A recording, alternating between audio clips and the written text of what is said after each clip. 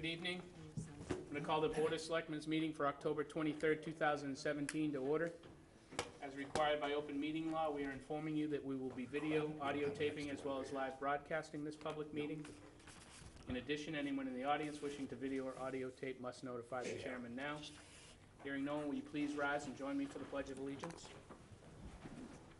I pledge allegiance to the flag of the United States of America and to the republic for which it stands, one nation, under God, indivisible, with liberty and justice for all.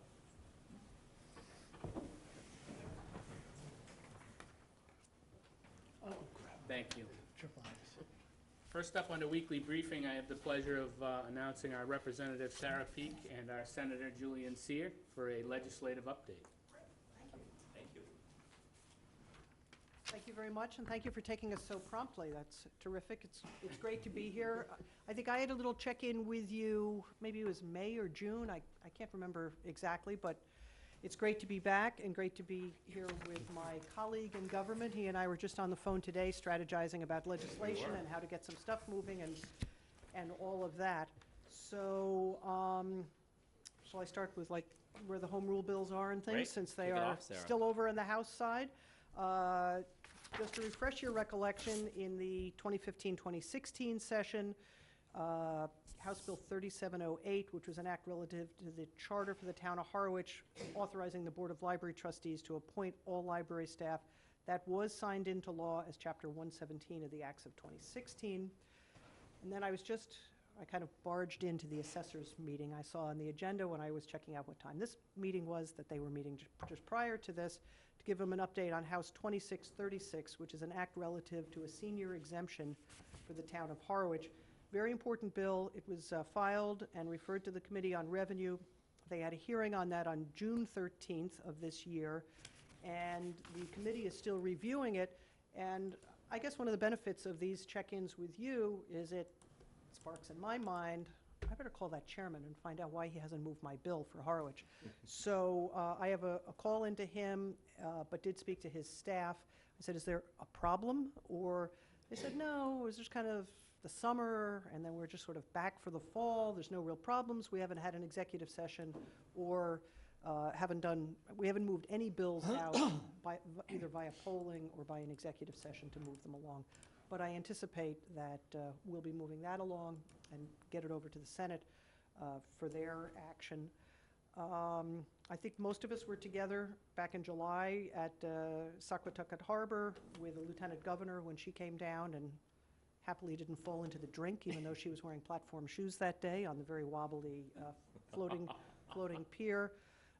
But that visit did give me the opportunity to have a conversation with both her and Secretary Kirk about a sidewalk connection issue that was brought up, your town administrator and I, and who else was at that? Tom Ackerblum, your consultant, and Link, the DPW director. We talked about ways to connect, especially once all the work is done down there, not to have this void, and maybe we don't have to wait as long for you to have a project. So I was trying to make the case, and I hope that they heard me, that if equipment's going to be like in West Chatham anyway, it's really not that far to just cross over the line. So we are continuing to have conversations on that and work that through. The Lieutenant Governor and Secretary Kirk also suggested that the Mass Works program and the Seaport Economic Council might be an avenue for funding that project as well. So we are sort of moving that along, but certainly more to be done there. And I guess what I will end with, I mean, there's been a bunch of grant applications that various organizations from town and the community have put out there. And when they reach out to our offices, the senator and I are always very happy to support those grant applications with a letter of support and send them to the various state agencies. And I guess what I would finish with, and it's sort of a bit of unfinished business in my mind, I did speak a while ago with Daniel Pelletier, your Water Department Superintendent. We're sort of having a go-around with DEP, I think, on reporting requirements. I don't know if this is anything that's come across your radar screen or not, but I would just reiterate here again tonight, I'm being CC'd on a lot of correspondence, but if the need comes for a meeting, for a hammer, for a velvet hammer, whatever it might be, I would ask, through your town administrator or, directly through the water superintendent, whatever, any request that you need of us to help facilitate a positive reconciliation of that, please don't hesitate to ask. But for now, I'm just keeping all the letters, reading them as they come in, and just sort of waiting to hear if the town needs more from us. Thank you, Thank you. And thank you, Sarah. It's great to be with you here tonight, and it's great to be working with Sarah and have a colleague who's so on top of all these issues, municipal challenges for the town of Harwich, all the towns that she represents. It's a good model for me. I've really tried very hard to make sure that I'm going to every single one of the select boards in the 20 towns I represent, every single one of the towns, from Provincetown all the way to Gosnold, Cuttyhunk, which is actually the smallest town in the Commonwealth, which I represent. And so actually, this is one of the last meetings, select board meetings. I'll have been to all of them because I really believe as someone who's worked in and of state government, so much of the work that we do, we ask you folks to implement, and so many of the things that we like to do, we need partnership from our towns on. As far as some of the sort of bigger issues we've been working on, Sarah and I, and the entire delegation has really been looking at how do we step up into the leadership that Harwich and other communities has shown in addressing wastewater. Really applaud what you folks are trying to do, both looking to your east and to your west around how you can collaborate with other communities. Sarah, Representative Peak, has been leading the charge to expand the room occupancy tax to short-term rentals. This is something that we actually think is going to happen in the winter, fingers crossed. But what Sarah and I have been looking at, and the whole delegation's been looking at really, is this potentially a mechanism for us to come up with some extra money and resources for our communities to meet the $4 billion need that we have here on the Cape. We've worked collaboratively to propose the Cape Cod Water Protection Trust, currently working now to iron out that language, trying to align sort of this bucket of where these resources would go with what the Treasurer's Office and the Clean Water Trust already does. So more to come there, but I think, really have been impressed by the leadership that folks in Harwich have shown, and I think we're trying to do our part under the 208 plan in this $4 billion infrastructure need we have. 25% of that, or sort of $1 billion of that commitment, is supposed to come from the state, and we're trying to figure out how to do that. Potentially, this could be more than even 25% of that. Also focused recently on Pilgrim Nuclear Power Station. It's something that concerned me from a lot of constituents all across the region, especially here in the town of Harwich. Actually, today I filed a bill that's going to strengthen this decommissioning panel. Doesn't really have enough teeth, and I'm really worried that we're missing the window of opportunity we have here and how we're going to decommission and close this plant. I mean, we're reaching the point where, regardless if you're, someone like Diane Turco, who's a Harwich resident, right, who's been working on this issue for decades, or you're a worker at the plant, our interests now are really aligning, right, that we need a prompt and swift closure and decommissioning. So those are just some of the pieces. Really glad to see the renovations at Secretariat, however we can sort of assist in that. I'm also really proud, I think, just from a hometown Harwich perspective, my entire staff are Cape Codders, and Megan Callahan, who is my policy and communications director, is a Harwich native, actually part of the last cohort to graduate from Harwich High School. So she is wonderful and fantastic. Certainly really appreciate all the leadership and support here in Harwich. Certainly can't be in Harwich without recognizing my good friend Ed McManus. And we're just really trying, I think, as hard as we can to meet the needs and to be accessible. Really would remind folks that we have an important vote coming up tomorrow for the Cape Cod Tech School. Noon to 8. This is something that actually Representative Peak, so I remember, I'm 10 months in, and I remember being at Cape Tech in early winter and sitting down with Bob Sanborn and others and being like, wow, this is a really expensive big project. And specifically, the tech school had sort of lost out based on the funding formula. There was a request for us to make a tweak, and I thought to myself, wow, that's a really heavy lift. We're not going to be able to get this done. Well, Sarah, working with the Treasurer's Office, with the Mass School Building Authority, and in the House was able to actually get this fix, this tweak to the formula for the specific project. We've gotten it through, she got it through on the House side in a deficiency budget. I got it in the Senate. It's going to mean over $5 million in savings, or rather additional money from the state, meaning savings to taxpayers. We think will be over $10 million. There's a letter actually in many local papers, I think including the Chronicle, from the entire Cape delegation who represents this school, asking voters to support the project. So, just wanting to be here, glad to, one, answer any questions or concerns you may have, and then two, talk about issues that you folks are working on and how we can partner. Excellent. Thank you, Julian. I'm going to open up to questions from the board. Larry? Thank you for coming. Julie and Sarah's been here a bit longer, and I have to make a comment that Sarah, before wastewater has become kind of popular now to talk about, Sarah took this on with the SRF funding, and it wasn't a glamorous job to do. Yeah. And walk that through the State House, and we still appreciate that very much. That's right. That was back in the Rob O'Leary It's days. been a few, yeah, I didn't want to go there, but Buying programs. I didn't Two actually predecessors want ago. I didn't want to go back on age stuff, but. No, we yeah. don't want to do that. Thank God for longevity in the House. That really makes a difference. Getting back to the Airbnb. Yep.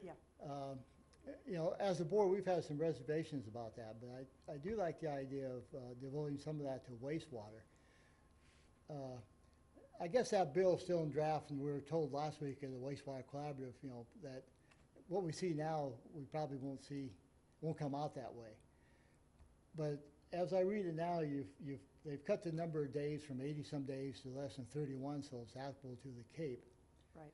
And then they've have a 5% levy and up to 6% local levy. Now, when you talk about the potential of diverting some of that to help with our wastewater, what's your thought process? Will they try to skim that off the local tax or take it out of the 5% to the state? I obviously want it to come out of the 5% from the state, but what's your thought? We're actually thinking of neither of those scenarios, because the chance of the, 8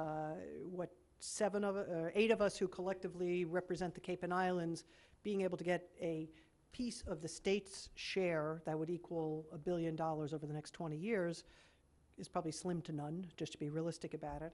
And as a former selectman, I can tell you I have sat at that side of the table during budget debates and crafting the local municipal budget, and I know I wouldn't feel very good if my state rep or my state senator came in and picked my pocket of 1% of revenue that I was anticipating as new revenue. So one of the ideas that we've been kicking around, and Larry, when you say the ink isn't dry, that is absolutely the case. In fact, we're kicking this around in such a way, I don't even know if the ink is on the paper to even begin to start to dry. But in working with the wastewater working group out of the Chamber of Commerce, working with our colleagues from Sandwich all the way out to Provincetown, both parties represented across the aisle, across the whole region, one of the ideas that seems to be floating to the surface is similar to the way in like the cities of Springfield, Worcester, and Boston, there is a convention center surcharge. I think it's like 2.75%.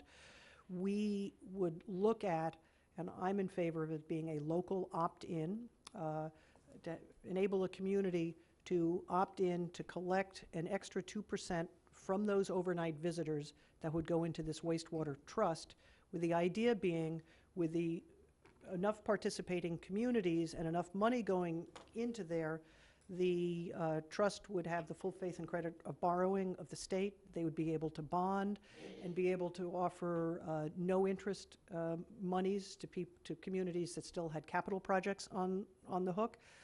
If people from Chatham are watching, who largely have their system built, there would be the ability for some pay down of their debt service in order to give some tax relief or betterment relief to people in those communities. Because there's 4 communities on the Cape: Provincetown, Chatham, Barnstable, and Falmouth. I just happen to represent 2 of the 4 communities that they can say with almost a straight face, we're done with wastewater. We've already spent our money, so why should we send any money into that trust fund? So there has to be something in it for them. But we're trying to find a way, not to be flip about this, but to use other people's money so that the whole bill does not, you don't have to look to your tax levy to pay for it, that we have a way to do it, to fund it. And the idea behind it being that, as you well know, the size of your sewage treatment plant or the amount of flow that you have to anticipate, that is largely driven by our summer visitors. I think, what is it, some 52% of your dwellings here in Harwich are second homes. And if you look at recent real estate sales, the vast majority of homes that are being bought now are being bought as second homes. So that's a, a number that will tend to increase. Many of those are rented out through an online platform or a local realtor or whatever it might be. You have to build your infrastructure to accommodate all those people. So the thought is to ask those people who are visiting here to help pay for the system that is there for their use. If I may, one other a concern I have in reading what I saw the last, you say it's not on paper yet, but looking at maybe some other states as well, is there's a danger of the regulatory issues becoming so onerous that we'll lose the potential of getting tax revenue if we go that way. And I don't know where you go with that, but Right. Yeah, you can overkill the regulatory. Right. That's a really good point. I mean, I would look at, there's been a series of proposals that have been made, a series of bills that have been filed around the expansion of room occupancy. The Senate actually has voted twice in the budget just to basically do a straight extension, right? Basically saying, hey, what we have for motels and hotels, we're extending to short-term rentals, to Airbnb, but we're pretty silent about the regulatory piece. There's Sarah's bill that does something similar in the House, and there's also a bill filed by Rep. Aaron Michaelwitz that's far more complicated. Hits on the regulatory piece. From my perspective, pages. I've, as someone who actually worked at the Department of Public Health in Massachusetts for 6 years, where we have 351 individual local boards of health and health departments that we ask to do so much. I look at some of these proposals, specifically in the Michaelwitz bill, and I'm like, there's just, our towns can't even meet basic requirements that are already in regulation and in statute. How can we be adding more? I think that will get sort of negotiated out with the process. I think that the piece that I've really been focused on, and I think as a delegation, is that, all right, this is the train that's moving. Here's an opportunity for wastewater. I think the devils in this are going to, as far as what's exactly in room occupancy, will be negotiated between the conference committee. I think we're really fortunate to have Sarah on the House side, who's in leadership, who's able to, I think, bring a cooler head to some of the pieces on the regulatory side. But I think you're right, Larry. Some of these bills that are proposed, there's just no way your town could meet that demand. Yeah, and it's definitely being driven by the House side, because we have seen the online rentals and the rentals of cottages and condos and all of that on the Cape for, a decade and a half. It is just being felt over the last 4 or 5 years in places like the North End, Back Bay, Jamaica Plain, areas like that. And there are real public safety concerns. And I have to say, even here on the Cape, I think that we can't completely turn a blind eye to public safety issues. Having spent 23 years as an innkeeper, and now the past 2 years as an online, I'm a host. We use VRBO to rent out our home. The difference, so in Provincetown, you have inspections for both, but the threshold of what you have to have in terms of fire suppression equipment and everything, it's like night and day between having a lodging license and just having a rental certificate. And I think it's appropriate to have that difference, but on the other hand, don't we want to make sure that there are working smoke detectors? Don't we want to make sure that there's adequate lighting? Just some basic fundamental things, because my worry is if we don't address the public safety issue now and do it in a reasonable way, to your point, the worst thing that can happen is that there's a terrible accident and then the legislature rushes to enact legislation in response to a tragedy, and that's when we all get into trouble and you see wild and crazy things come out of the legislature. So I'm going to read that we're in agreement, we need a balance. We need a balance, exactly. Yeah. Yeah. Thank you. If I can switch gears on healthcare for a second. I think in our budget message, our assumption is healthcare is going to go up possibly 15% per year. which is a pretty steep increase for the next 5 years. If we're lucky. And that it may not be conservative enough, you know. Obviously, you're reaching 20%, you're talking about doubling it in 5 years. So, I mean, that gets to be a serious concern.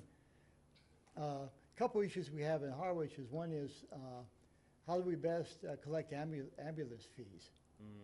And maybe that's a topic you could expand on a bit. And then I know both of you have been involved with our local community health activities. And they have a model of looking more at helping people in advance, you know. Right, preventative care. And preventative care, thank you. I lost my. And how do we extend that to help us save money? So maybe you can just expand your thoughts on that a bit, and then that'll be my last question. I'll let you talk about the bill that you guys are My going last to take two up. questions, I Yeah, guess. there you go. So as far as working with our community health centers, and it's not just Outer Cape Health, but the senator and I also work closely with Cape Cod Healthcare, support, you know, what's going on at Fontaine. Julian represents a number of community health centers. Absolutely, we are there to support them. Just today, we received an email from the CEO of Outer Cape Health Services asking for our help because the insurance offerings under Mass Health, which is the state pass-through for Medicaid, they have narrowed those so greatly that now there's only 2 plans that will work for providers here on the Cape. So while we're trying to play offense and figure out what's going to come out of the U.S. Congress and what that means to our bottom line in the state budget and then your bottom line with your health care costs by extension, we are also in the position of playing defense to say, hey, wait a minute, a decision's already been made here that is detrimental to the folks on the Cape, and we need to go back and see if we can wrap back around the ball and give these folks who are on Mass Health and happen to live on the Cape and Islands some help. And my question wasn't directed as much directly towards community health, but I think the idea is how do we help that model go to the other? Yeah. Right. So Lara, that's an excellent ahead. question. So the Senate has put out a bill. There was actually a pretty high-profile hearing today on the bill on Beacon Hill. We'll be debating this proposal actually. I think before the Thanksgiving break. I think the House also plans to follow suit. If you look at all the cost drivers that we have, either at the state or the municipal level, healthcare is eating up a bigger and bigger chunk of that. 43% of our state budget is now Mass Health, and it's growing. You know, and really, I think that there's broad consensus between the administration and both chambers that we've got to really look at this. The Senate bill does a whole host of things. It's over 100 pages. I'd be glad to go into it in depth with you. That's okay. Not tonight. Not tonight, but a few points. You mentioned ambulatory care. There's a provision in this bill that really is going to expand what EMTs can do from a provider perspective. Really, right, we want to make sure that we're keeping people who don't need to be in the emergency room where the cost of care is really high. We want to keep them from that. So there's actually an expansion of their scope. That should mean an ability from a billing perspective for EMTs as well, an expansion of billing to insurance. I continue to be a huge fan. I'm a big public health guy, so I'm a really big fan of what our community health centers do. You know, the more upstream our approaches are, from a preventative perspective, makes a big difference. We're going to be renewing the Prevention and Wellness Trust. This is a fund that over 4 years provided $60 million for preventative work across the Commonwealth. A chunk of that money actually came to the Upper Cape for the county to focus on diabetes and fall prevention and hypertension. I'm hopeful if we can renew this, I'm hoping we can actually take the program, extend it out and make it county-wide. I think that these are investments that really make sense.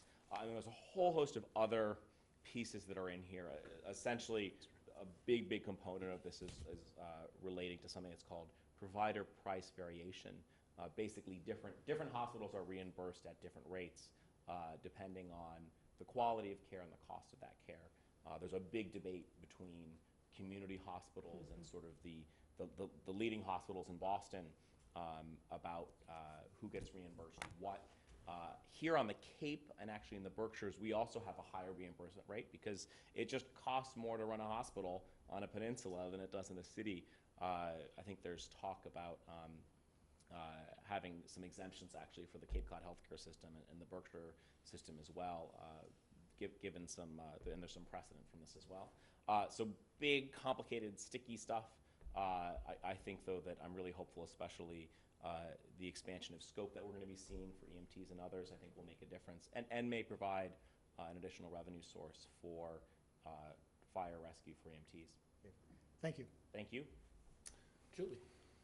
Hi, and thanks for coming tonight.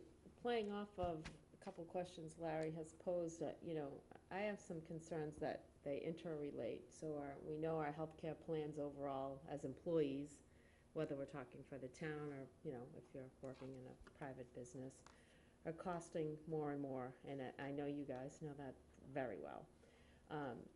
But do we see any way forward in terms of trying to look at these plans? The deductibles that families have to pay are skyrocketing while their plans continue to pay more. Yeah. And to go to the point of collecting ambulance fees, I mean, some of these fees are, even beyond what the scope of what you used to be able to afford.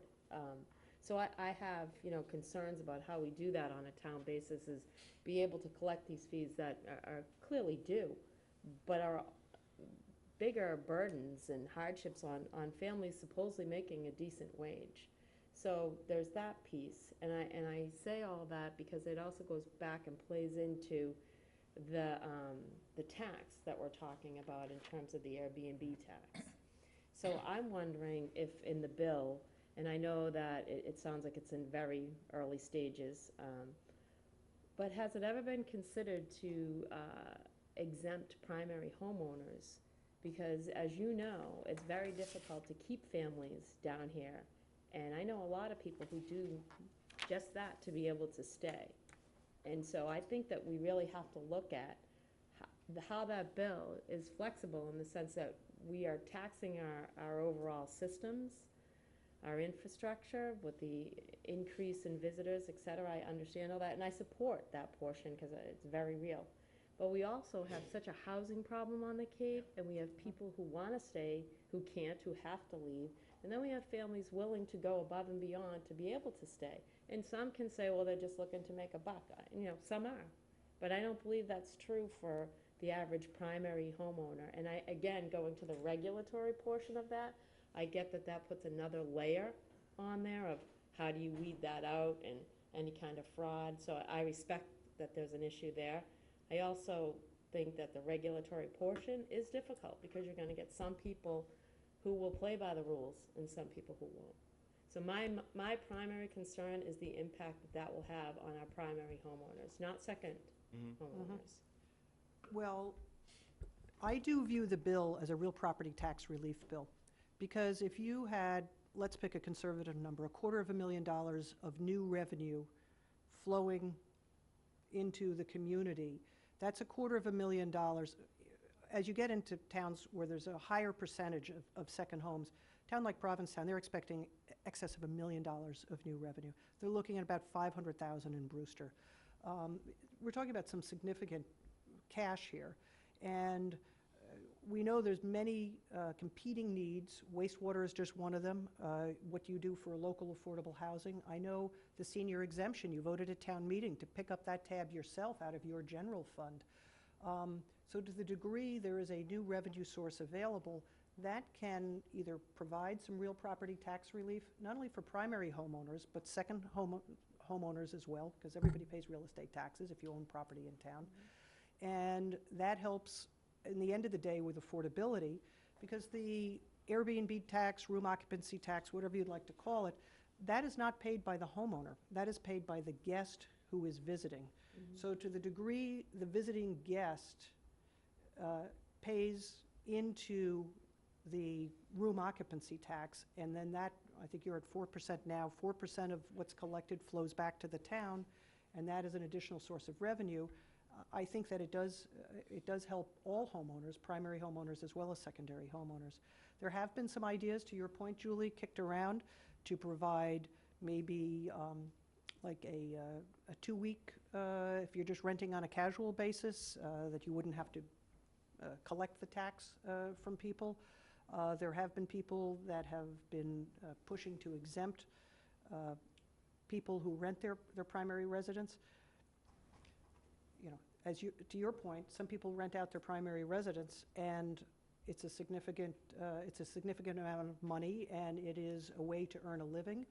Others may do it for just a couple weeks of the year to pay their taxes, but unless there's some sort of means test, you know, how is it that you would give the same break to somebody who is struggling to stay in their home that you would give to somebody who lives in Osterville whose home is listed for $15,000 a week?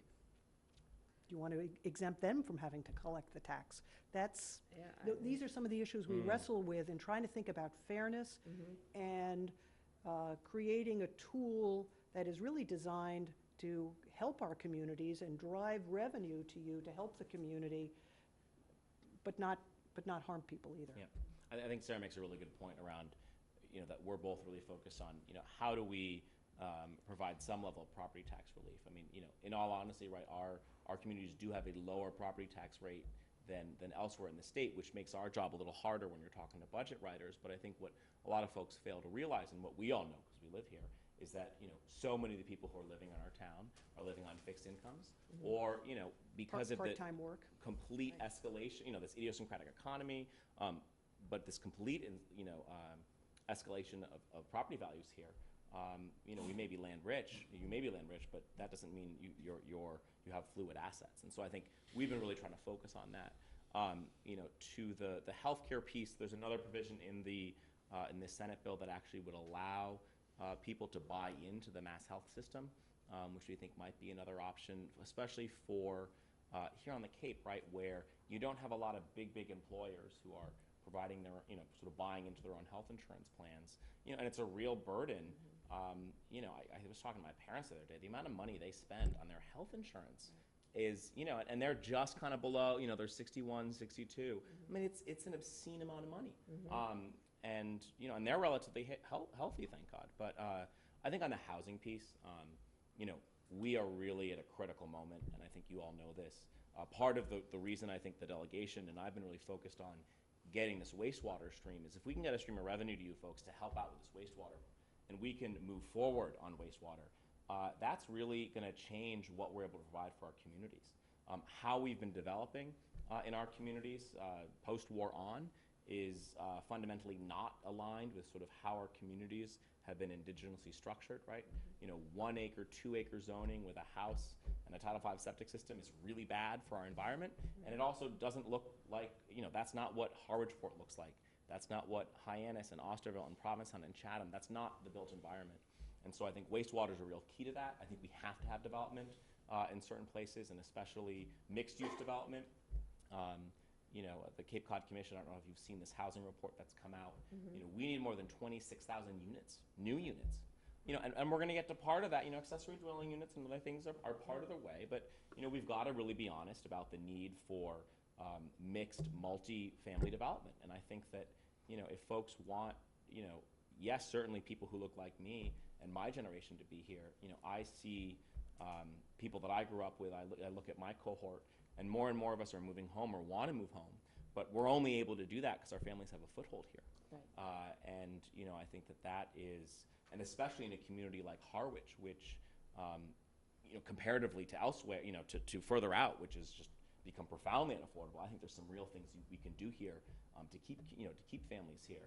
It's also a really important issue for older folks. And if you look at we have a very limited inventory for folks looking to downsize. You know, so how many of us live in these maybe beautiful antique homes, which are quite difficult to maintain? But there's just very few options for that. So I think we got to look at all this piece. Both Sarah and I are working on zoning reform efforts at the state level. Certainly that's in partnership with all of you folks.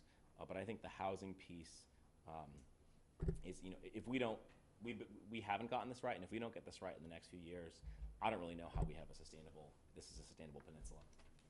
Well, and to that point, you know, Larry and I have been attending the Cape Housing Institute the last couple weeks, and, you know, there's so much good, helpful information, and all the statistics and all the information in the accessory apartment bylaw and all of these things that we need to address. I just think that we need to be very careful as we proceed, Absolutely. because it is a complicated issue, and I know you're well-versed. I just see a piece of it, even the tax part of it, can swing back around, because when you get to the regulatory piece and inspections and et cetera, you're also got people who are afraid that then you're gonna come in and change the assessed value on the house. I mean, you got all these pieces, and although they're little pieces, they all play in. And if those pieces do happen, that assessed value negates your tax benefit. So we have to be really careful. It's very complicated, I think. Absolutely. Thank you. Point very well taken. Thank you, Julie. Thank you, Julie. Thank you, Julie. Don? Thank you, Mr. Chair. Once again, want to add my voice to it. Thank you for Rep. Peak and Senator Sear for coming to Harwich and talking to us. I just have a couple of areas. Gosh, the first one I feel like we've been talking for more than a decade about, probably because we have. The rental piece that Julie was talking about. I understand that the lay of the land has changed significantly over the last decade, and there's an awful lot of people that are pyramiding and then buying a house and then buying another house and renting them all out, and it may be their second or third abode. But it just seems like it shouldn't be too hard to get at the declared resident at a certain cap, because at that point they're voters. And so the voting list would actually be able to determine whether you're really a resident or not. A lot of those people, even though they were residents, were declaring for Florida or someplace where they could get a better deal for estate taxes. I think it would probably put it on I could be brought along for the last 10% of me that's got a reserve on this if some of these working people who are vacating their own houses to rent them out to be able to afford staying in them, if some way was given as an exemption for them to not have to bear the burden that these other people really should be bearing. I'm not sure how that looks, but you folks have the hearing, so I just wanted to add my voice to Julie's. So that's an interesting way to think about it. Maybe you get your first $10,000 of income for free, and you don't have to collect on that. So the first two people that book, those guests get a benefit, the others have to pay the. Yeah, if you monetized it, yeah. Right. I will say, an amendment like that couldn't come from me, because I move out of my house in the summer, that's my primary residence, to rent it. So while it is general legislation and working on the bill in general, there is no direct benefit to me more than anybody else has. But if you start talking about if it's your primary residence, then that gets to be much more of a gray area. Believe me, I've checked this all out with the Ethics Commission and what I can participate in the debate and what I can't and all of that. Even if I were allowed to, I'm not going to stand on the floor of the House and say people in their primary residence need to get a break, because those are the shoes that I walk in all summer long. But I will absolutely bring this back to the chairman. As recently as this afternoon, I met with the speaker about this legislation, expressing some concern about the regulatory piece and the complexity of it. And I think the House version in particular seems to throw, it's not clear, but it implies that the enforcement of the collection might fall to the towns, and that is just crazy. I mean, that's DOR's job. It has always been DOR's job. It's not your local tax collector's job to do that. You don't need to be filing liens for people because they're not collecting room tax on people. So this is all great to hear tonight, and I really appreciate you all kind of thinking outside the box and providing us with new and fresh ideas that we can bring back to Boston with Yeah, us. the feedback's appreciated, and I think I've been looking at this actually. If you look at Martha's Vineyard in Nantucket, you see they actually call it the shuffle. It's like a cultural phenomenon where you have a lot of people who move out of their residence and live in a shack or rough it in some way just to make that happen. And so we've been taking a look at that in that perspective to figure out at least how you address those concerns. Again, when you get into the monetizing piece, because the guest, right, the person coming over the bridge typically is paying that tax. How do you decide who pays and who sort of doesn't, given a unit? But I think that's a concern that I've certainly heard sort of elsewhere in the district, actually more loudly in places that are even more reliant on the shuffle. And actually, the House bill, part of its complexity is because there's 3 tiers of taxation. with the lowest amount to be collected if you are renting somebody's house and it's their primary residence. So it really puts them at a marketing advantage. And the highest amount if you own more than 2 or more properties, so you're kind of in the business of being in the rental business. Because what they're seeing in the cities, interestingly, is somebody comes in and they buy a brownstone in Back Bay that had 4 apartments in it, and suddenly, instead of leasing out 4 apartments on a year-round basis, if each one of those is a 2-bedroom apartment, they're practically an 8-room hotel, because they rent each of those bedrooms out separately. And, you know, who's coming and going, and are there locks on the doors? You know, that's where the public safety stuff gets in also. If you will, Mr. Chair, the second issue, I was really glad to hear that you're involved in looking at zoning. I mean, there's the obvious, I've been involved with affordable housing for a lot of years. The 40B part, the commercial part of that, the non-friendly projects, I mean, the conscience money that you get pouring in for the 25% gives you the 75% where you almost have no control, and I think everybody understands that. But we've had substantial discussions here in that area that's above that. Yeah. And it's not quite the 40A, but it's the workforce housing, and no one's actually done much to address that. And given the demographics here and how many people are over 65 years old, unless we start getting places for phlebotomists and CNAs can live, I'm not sure how anybody can live here. You are right on, absolutely. I think when we've been talking about development, both housing production and zoning reform, right? These are 2 issues that are under one umbrella. I think 40B certainly has its controversies, but for us here, we're sort of beyond that, right? I mean, I think really we basically, how do you create housing for a chunk of the population that generally has not needed help, at least from a municipal or state level in housing.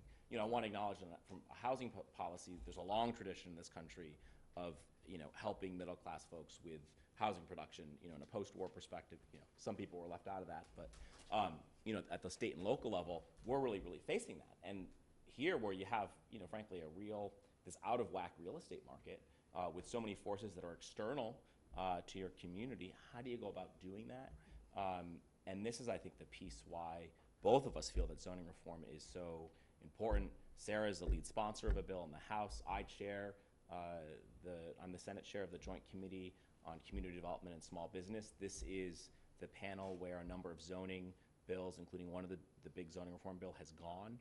I think there's a desire to work on this in both chambers, but I think we've got to really figure out that workforce piece. I think another piece to stay tuned on is both chambers are working on a housing bond bill. This is something we do every 5 years, and my understanding, I sit on the housing committee, and from talking to the Senate chair, I think there's going to be a pretty substantial investment around workforce housing.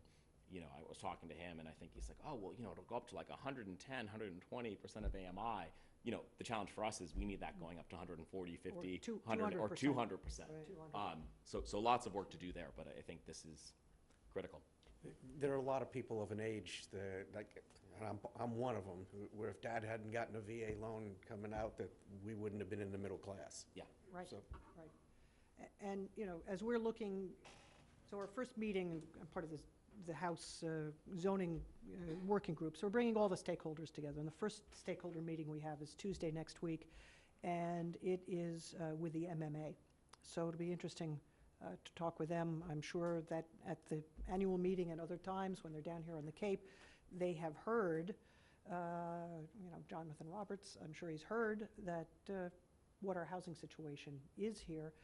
And my other concern, and I had this conversation with the speaker recently also, when we were talking about relative to the Amazon bid and how much housing was going to be built in the Boston metro area to accommodate that. And I said, well, let's be careful, because we can build all the housing we want. We can allow accessory dwellings as of right.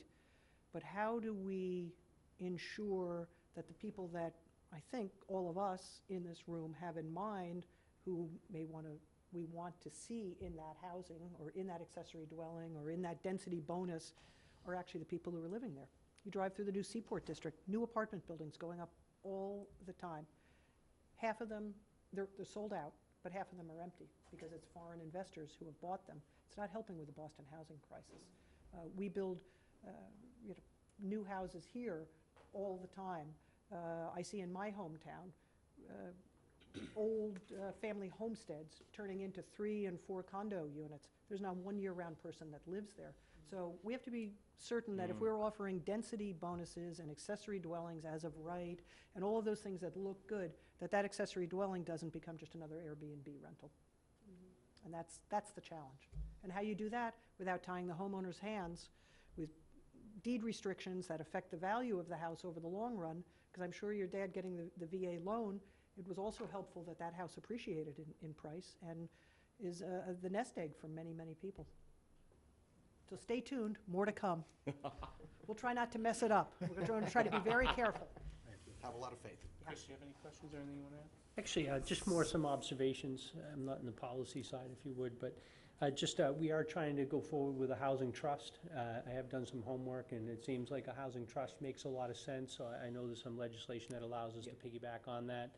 So Nantucket actually, Nantucket and Provincetown both are sort of the 2 examples that we currently have in the region. The Provincetown example, I think, went through the legislature in part because it's funded by the town. The Nantucket proposal would be funded through an assessment on the sale of properties over $2 million. They've got a lot of those around there. That one has yet to make it out of the legislature, just given, I think, some pushback from the real estate community. There's a lot of talk on Martha's Vineyard as well around 5 of the 6 towns had a referendum basically saying, should we do this? So if we can provide, my office has a lot of information on this, and Sarah knows as well, having shepherded the Provincetown piece through, glad to provide that to you. Yeah, I may take you up on that. I'm going to those housing things on Thursday night too, and there's a lot of information. It's a new area. And I take it would manifest as a home rule in some capacity? Well, there was a local option, I think, through a Municipal Relief Act that we could potentially use that as a vehicle too. Great. But one thing, just as a plug, I will have a few plugs for these things. You know, I think if you could have it where the CPC funds were specifically dedicated instead of generically to housing, more specifically to a trust, so now you create a tool to actually be able to get things accomplished. And that's no disrespect. We have Habitat's done great work, but generally it's kind of a volunteer effort and not as much organized effort, at least in the Harwich model that I've seen. So I think if we could do something like that would be helpful. You might be able to put an article on your town meeting warrant that would come up. Dedicates that to it? That would dedicate those funds. There are communities, Plymouth and Provincetown do that with the room occupancy tax. They dedicate the share that comes back to the town by percentages in certain areas. So although the CPC has areas in which you can spend, I think that you would be able to say, in Harwich, we are going to make it, pursuant to chapter whatever of the laws of 2018, that 65% of CPC funds have to be spent on affordable housing. Excellent, thank you. Or whatever you want, whatever. There's some pick that talk number. more broadly, I think, in looking at CP. There's a concern that CPC funds have disproportionately knocked onto housing, and so there's some talk about, how would you look at that, or how do you shed some light on that? We've talked about that in my committee as well. Okay. And of course, we're always working on the state, ponying up, getting the match back up. There's money every budget cycle that goes into that, and talking about fooling around with the fee at the Registry of Deeds again, and not much has happened yet, but the conversation is still there, because there's an understanding. The good news is there are more and more CPC communities, but when a large community, like I think the city of Boston's a CPC community now, guess what? They take a lot of They dollars. drain it off. Yeah. Exactly. The next one is just on healthcare. I do sit on the steering committee for Cape Cod Municipal Health Group, so we're in the front lines trying to find ways, and we have introduced high deductible and wellness. But the one thing that really just frustrates me is that there's 2 sets of rules that apply in healthcare, GIC and how the state does things, and then everybody else. And I just, that's really been a hang-up with me, and I think that if we have a joint purchase group where we represent almost, I think it's 57 entities, so we're not just representing one. I mean, I get it not giving necessarily at one town the ability, but if there was some kind of model where if groups get together, joint purchase groups get together, and we represent 50+ entities, can we have a little bit of flexibility? Because when we do things and then we have to recommend to all our different entities to go and negotiate those terms with everybody, it just makes it very cumbersome.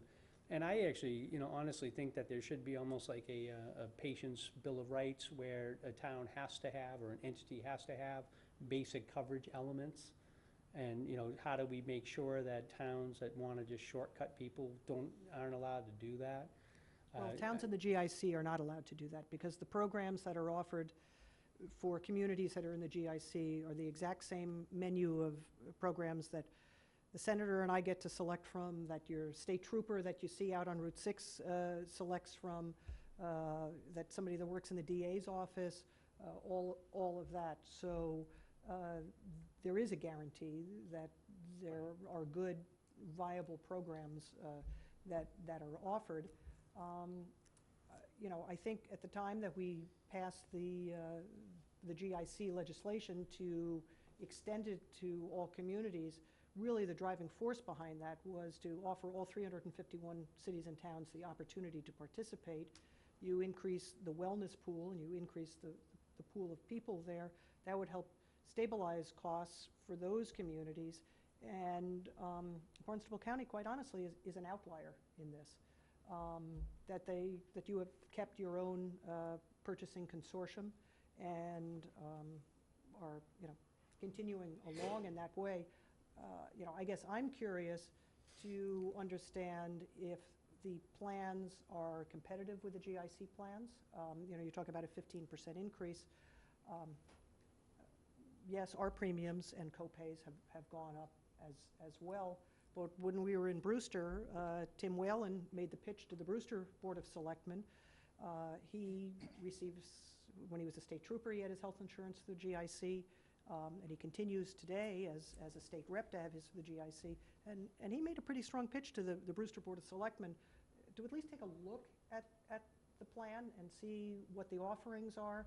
I know there's a bad rap out there that people say, oh, if you live on the Cape, none of the plans cover the Cape Cod providers. I have never experienced that. That has not been my experience.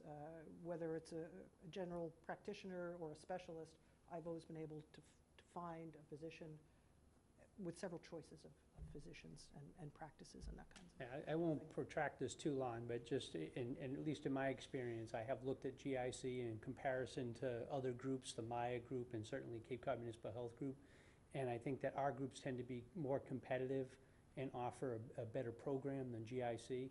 I think GIC deludes itself because it has too many offerings. Right. But again, the playing fields are different, and that fundamentally is what I'm getting at. The other piece to that from a finance perspective is if the rates, GIC advertise their rates go up 10% or 5%, whatever it is, if they run short, they go to the legislature and supplement. They don't build that in and advertise that that's the true rate. They're giving different information. So if I go and say our rates are going up 8%, they're going up 8%. If GIC is going up 5%, but then gets a 5% subsidy, that's not in their numbers. And that, again, it's just, let's play apples to apples and oranges to orange. I think is a fair way to do that. And then just the last thing on the regulations. I've been in government a long time, and the one thing that really shocked me is when we started the Muddy Creek project, there were two programs that came out in the middle of that project. One was Complete Streets, which I know has been revamped again to something else, and then the FEMA floodplain maps. And because that project, we didn't get it done at a time where we would have been pre these changes, we designed something to meet the regulations that were in place, and then the regulations changed. And then we had to go back and redesign. And I don't know how much, if I had to venture to guess, that was probably 20% additional cost for a town. That really just held us up. And it just some of the attitude, I want to say some of the state regulators were excellent. They came down and they participated. Other state regulators took it as an opportunity. That bridge is really a state's bridge, and we were funding it to help the state. Right. And some of the state agencies took advantage of that and wanted even extra work done. And again, if we're putting in the time and effort for the environment, Yep. That's not the time to load up. So some way to give certainty to folks when they start a project, I think is key. Because I was the one that went to town meeting through the board and asked for an additional $1 million. And it really was to cover the additional regulation. Certainty is critical, whether you're talking about in business practices or in municipal government. I understand that. And on behalf of the state, I apologize if you felt you were given a rough deal by some of the folks from the state. And I will say, moving forward, if you feel that you're being muscled around in some way, call us, Please. right? Yeah, I do want to be clear, just that I think we had 25 agencies that we were interacting with. I'm sure. And there was only one or Nightmare. two Yeah. that All were right. really problematic. The Well, other that's ones all were right. very helpful. We're there. We're there. We're there for you. Thank you, Mr. Chairman. In your questions, there was something that I want to just mention briefly, because this has come up with other select boards. And it's two issues broadly within education, and certainly you have a joint school committee that I'm hoping to go in front of, and we'll talk about this as well. I've gotten a lot of questions around sort of Chapter 70 formula, all this sort of, the sort of perennial question. We don't expect anything's going to happen this session in the legislature, given a host of factors that are going on. But I think we do expect that there may be a substantive conversation around education and education funding in 2019. We actually expect there's going to be an initiative on the ballot, the Fair Share Amendment, that may provide additional revenue here for education. Whether or not that the voters approve that, that's up to them. So actually Sarah and Tim and myself have already been trying to have that conversation. In July, there was we had a school committee and superintendent's meeting where Representative Alice Peisch, who's the House Chair of Education, and the executive director at ESE, Melissa King, who's responsible for the program, came down. But one pitch I'd like to make is that in anticipation that we're going to be doing something in 2019, I think, we're all going to get busy, and sort of 2019 will creep up really quickly, and we'll have to act fast. It would be helpful, and this is something I've talked about with a number of stakeholders across the region, just to begin to have that conversation and saying, all right, what is the sort of perspective and interest from the Cape? Are there other places that we can collaborate with? Former Representative Cleon Turner, someone who's been a real leader on this. So just sort of a plug to think about there. And then the other piece wanted to alert you to, related to education and related to the opioid epidemic. And I'm not sure if you've seen the report that the county put out looking at death data. So basically looking at who of the people who have died from opiate overdose in Barnstable County, who are they? So looked at the snapshot from 2004 to 2014. Some pretty, tells us some things we might know, we might have assumed, but some pretty compelling stuff. 69% of the individuals, and we're talking about hundreds of people who died of opiate overdose in that period, had a high school education or less, meaning that they are straight to work. And the other piece is that 25% of all of the individuals were employed in construction, so 1 in 4. If you are involved in construction on Cape Cod, if you're in that industry, you are over 4 times more likely to die of an opiate overdose. I think this is some really compelling, important information that we need to make sure that we're bringing into our communities, that we are talking about in our schools, particularly with this, 69, almost 70% of that population of that straight to work. We've really got to be focused on that. Even another reason why I would say to support the Cape Tech project. But one is just alert you to this report. I think I'm hoping that it will help guide our community further in grappling with this epidemic. Statewide, numbers are improving, but if you look at deaths and morbidity and mortality data here in Barnstable County, that is not the case here, unfortunately. So we do have a lot more work to do.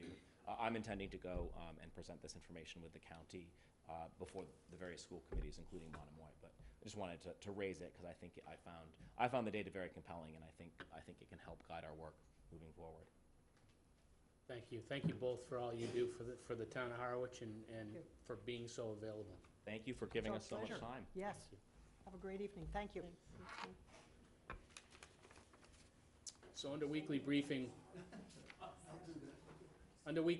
we had a presentation of recognition plaque. They're not going to do that tonight. We're going to bring that back next week. And also, the Recreation and Youth Committee canceled their report for tonight. The chairman got sick, so he's not going to be here. So next up, Anyone else for weekly briefing?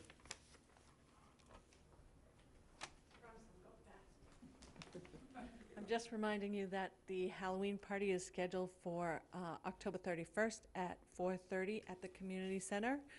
And just a reminder that if you have supplies and things you would like to drop off for our troops, we are collecting those, and the deadline to have those in is November 14th, coming quickly. We'd like to thank everyone who participated in the boutique. In the first 8 minutes, we gave out 32 costumes, so it's still going on. If people still need them, they're at the front desk, and we want to thank everyone who donated. Thanks. Thank you, Carol. Public comment and announcement. I have one. I want to recognize our recreation director, Eric Beebe. He ran, it was 54.6 miles as a fundraiser to benefit Boston Children's Hospital. So I don't even like to drive 50. So, good for Eric. Ran 54. 4.3 miles more than I would even. All right, moving on to the consent agenda. I thought we'd volunteer for that next year. Yeah, no. Only on a relay basis. Segue. Mr. Chair, I move the following consent agenda items.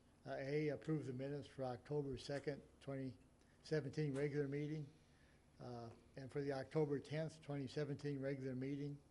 B, approve contract with Weed and Feed Incorporated for White House Field Irrigation Project in the amount of $24,777.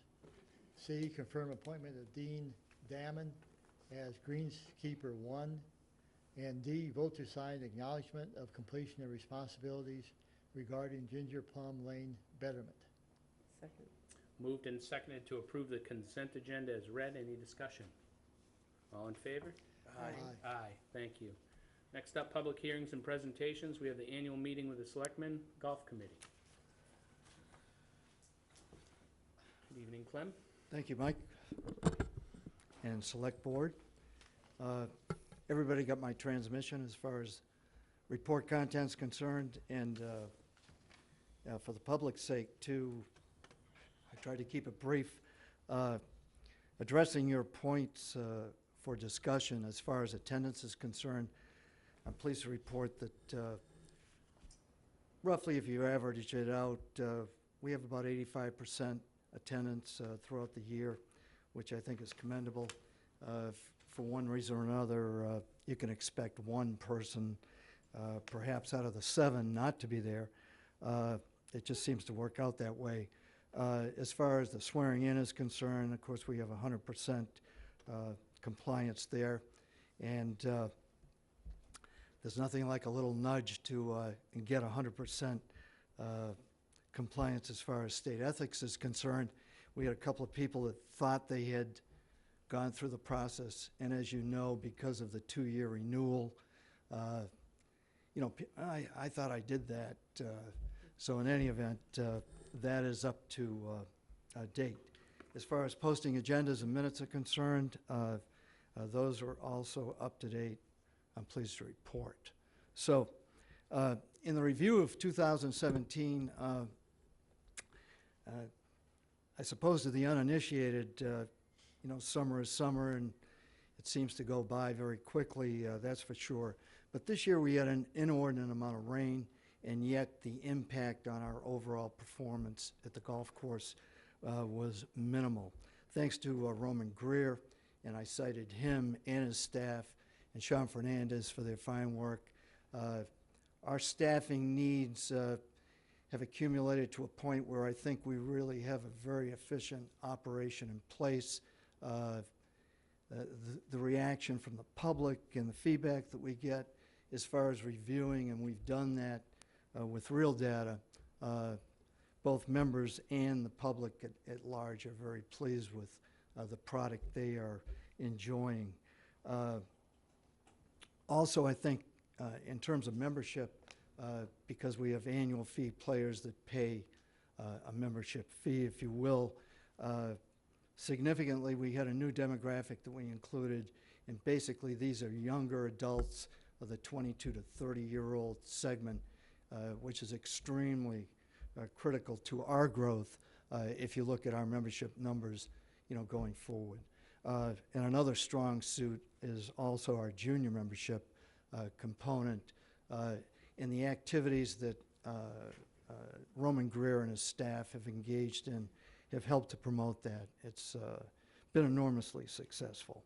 The framework for our infrastructure improvements is in place, and I mentioned that collectively the initiative headed up by Chris Clark and the task force that involves Roman Greer and Sean Fernandez, myself, Bob Caffarelli, Sean Libby, and Link Hooper is testimony to a really, I think, unified town effort on our behalf as far as the capital project's concerned. Many of you perhaps have not seen, and I just talked to Jamie, and we'll get some video and some still pictures up. The clearing of the site for the new cart barn is very significant, and kind of tongue-in-cheek, please, but we are not building a swimming pool, and we are not building private facilities for club storage, locker rooms, etc. And a few people have been surprised at the scope of, I think, the clearing, but it's necessary. And it's the great part is it's going to enhance the end product when we get the foundation work completed in the building itself. Those pieces will move in, I think, somewhat seamlessly. And another fringe benefit to the whole approach we've taken to the project this past week, if you were up there, you would have seen that the Barrows Company had heavy-duty excavation equipment in place, manned by town highway department employees. The savings is enormous that we were able to accrue by taking that approach. The town itself, I talked to Link Hooper at length, we don't have that kind of heavy-duty equipment. Therefore, this approach has been, I think, a plus. As far as the cart barn itself, that's the feature component of the project. It also includes a solar array, car park upgrades, security has been an issue in the past, and with enhanced lighting, redistribution of the parking spaces, video security, we think those upgrades are going to be well received. There'll be complete landscaping, the removal of the existing cart barn, and those kinds of enhancements will, create that whole Cranberry Valley experience, which keeps us competitive in the marketplace. And that's one of the central reasons for even engaging in this project. We are running a business. We've tried to maintain a business model as our approach to this, not just to the project, but the whole operation itself. It should give the town a platform for about 10 years worth of not having to do anything major. And the great part is it's self-funded. The taxpayers are not being asked to pick up that heavy lifting. So in conclusion, I just supplementally threw in a couple of things too that have been discussed, in advance of coming to this meeting. Just a couple of thoughts that the committee at large shared, and that was, and it's something for you to think about, enhanced electronic participation by committee members that may not be able to be at a particular meeting. I really think that is a short dollar to be spent. It could be very effective. It's a business model, whether it's Google or name a top 10 company in the United States. They've been doing this for years, and we have that ability now, but it's really quite limited. I talked to Foster Bamford about this. He thinks there are some options out there that we might be able to capitalize on. As far as appointments to committees, I'm pleased, extremely pleased to chair a committee that has about 40 years worth of experience in hand within the 7 members that currently now are part of the committee. But next year, for example, almost half the committee could conceivably rotate off. And I don't know if other committees are faced with the same dilemma, but it's something that I certainly would work with either Janelle as my liaison or with Chris Clark to, maybe mitigate that problem. And then, not just because it's golf, but in that it's that complicated, but in the vetting process, I think there certainly are appropriate questions that we could help you formulate, as far as screening the next potential members to the committee. Because I think that is a townwide goal that's, worthy of your time, certainly. So there you have it. Thank you, Clem. Any questions? From the board, Larry? Clem, I think you have a PGA coming through. Is it each year they come through and walk through your course and give you recommendations? The United States Golf Association, this year, Larry, we opted not to do that. We're going to adopt a policy formally. We thought that, and it's not the cost involved so much, but it's kind of like chasing your tail. Some of the recommendations, in order for you to see what actually has transpired, to do an accurate or objective assessment of what they've recommended, the 2-year cycle we think is going to be more profitable to us. Traditionally, we had done this each year. This year, we opted not to, for that reason. The reason I bring it up is Yeah. those have generally been very positive, and Oh, I yeah. thought it might be useful to send us your most recent report. We can, for our information, for the Absolutely. We made that attempt. I have posted those. especially it's valuable because as we move towards more green concepts that people are interested in, Yeah. that's part of their driving force, and I'd like to see that be as public as possible. We've actually put that on our website and made it available as of the last couple of years. And to the point you just made, for example, some of our initiative as far as our water resources are concerned, even though we have ownership of all of that, we just passed successfully a warrant article that gave us funding for a new master control system that ultimately, when you incorporate these new high-efficiency irrigation heads out on the golf course, it hopefully will broker some substantial savings as far as water resources are concerned. And we also shared in a pilot program with the USGA where they actually, players went out with transponders and we could track their movements through the golf course. And as far as watering and maintaining areas of the golf course that aren't really engaged by players, doesn't make much sense. So, we're looking at those technologies to help us, be more efficient and more cost effective. The few times I play golf, you certainly don't want to track me through the golf course. It is revealing. I'll see Don and you play. That would be ugly. Julie? And thank you for your presentation, I appreciate it. And I think it's, your numbers on the younger players, that's great news. Yeah. And the junior golf. Exactly. And in our long-range plans, we have available, it's not a large amount of land, but we have several acres available for development in the Oak Street. It abuts Oak Street and our existing irrigation pond. And long-range planning-wise, we've been dialoguing with Roman, and we'd like to build. It really will have two positive effects. We don't currently have a nursery, which most golf clubs have, that's available in case something goes wrong with greens or set. You can replace turf, and also we'd like to incorporate and it won't be very revolutionary. It's like going back to the future of sorts. In Dennis, the town of Dennis, there was a playland little golf links. It was like a miniature golf course, and for kids primarily. And we're going to try to incorporate 3 holes for that purpose in a large putting green for super seniors that's similar to what they have at St. Andrews. It's actually called the Himalayas, and it's very cost effective as far as how we can bring that off. But one step at a time. We got to get through our capital project first. But that's on the horizon, so. Thank you. Don? Anyone else? Don? Thank you, Mr. Chair. And thank you for coming in, Clem.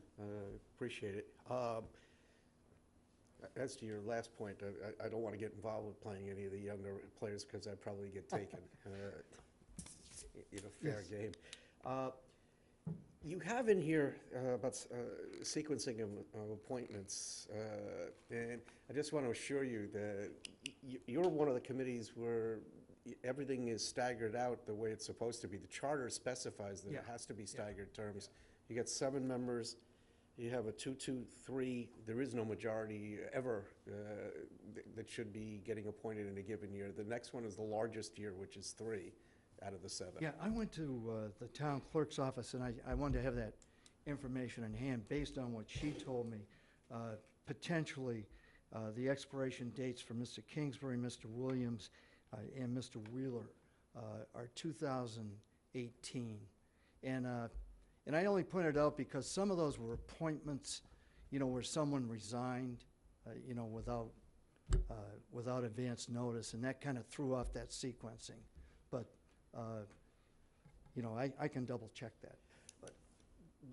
The way the figures are on our records is that there's 3 expiring in 2018, 2 in 2019, and Yeah. 2 in 2020.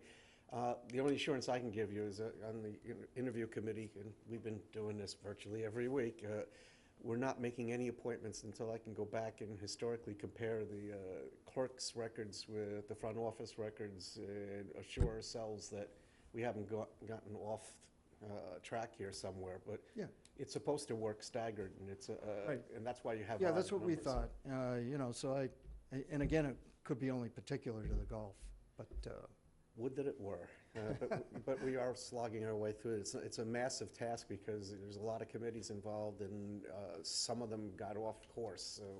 But as we get appointments coming up, the deal I have with everybody is I won't recommend anything. tried to unless I follow can- that through your meetings, and am I correct, between 40 and 50 acting committees in town?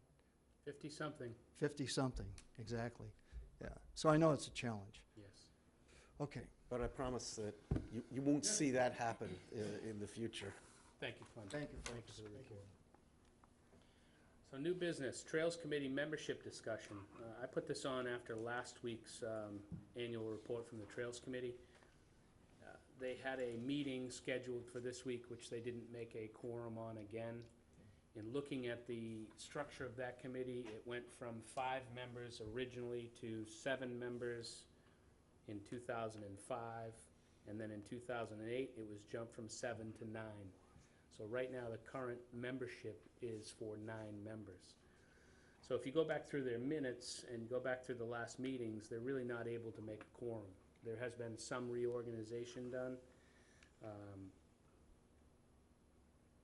It seems, and in speaking to Amy, the conservation agent, that they're more of a voluntary committee to the conservation agent. She holds their budget, which is about a $2,500 budget, I think Chris mentioned last year. And they basically, the way they do it is they divide up pieces of land, and somebody may be interested in Bell's Neck, somebody may be interested in another one, and they kind of divide and conquer. In looking at their structure and looking at the lack of meetings, and with Amy's involvement, my sense would be to make this a voluntary committee make them volunteers under the conservation agent, but at very least, reduce the membership on the committee from 9 to a more reasonable level of 5 with a couple alternates. This was in a selectmen's appointed committee, so this doesn't have to go back before town meeting. Don? Yeah, thank you, Mr. Chair. As I recall, I knew Francis well, and he came in to ask us about this. The motivation for it was, said we had a lot of ancient ways and paths in town, and he wanted to be able to put signs up to show people where they could walk. It somehow has morphed into something bigger. I mean, if it were just more hands for Conscom, and they would help to put the signs up, it would seem to get back to where its original roots were. Larry? Yeah, when I was a liaison to the trails, not during this expansion, but, you know, I liked the committee because we went out and actually did things. I got a chance to use my chainsaw to cut some things down. which Please I- don't bring that to a meeting. But, you know, that's a lot to do with the interest of the committee. And it's obviously moved away from that. And they're asking Link to do more things to help them on the Trails Committee. So I would suggest 5 members, maybe an alternate or 2 if you need to, but this is excessive, especially not getting quorums. Julie? I would agree with that.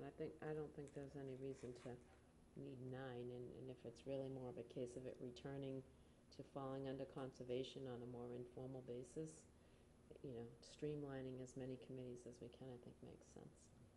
So my intent, I guess would recommend that we bring this back next week when Right. Janelle's here, because she is a liaison to the committee, and she did speak to the chair, and I know she's spoken to at least one member of the committee. And then maybe, Chris, we have a conversation with Amy to see if this is something that she would want to take on. But my personal feeling is we should disband the committee and make it make them voluntary positions under the conservation agent if she's willing to have it. They seem to work through her on everything anyway. So, Chris, you have anything to add on this, or is that?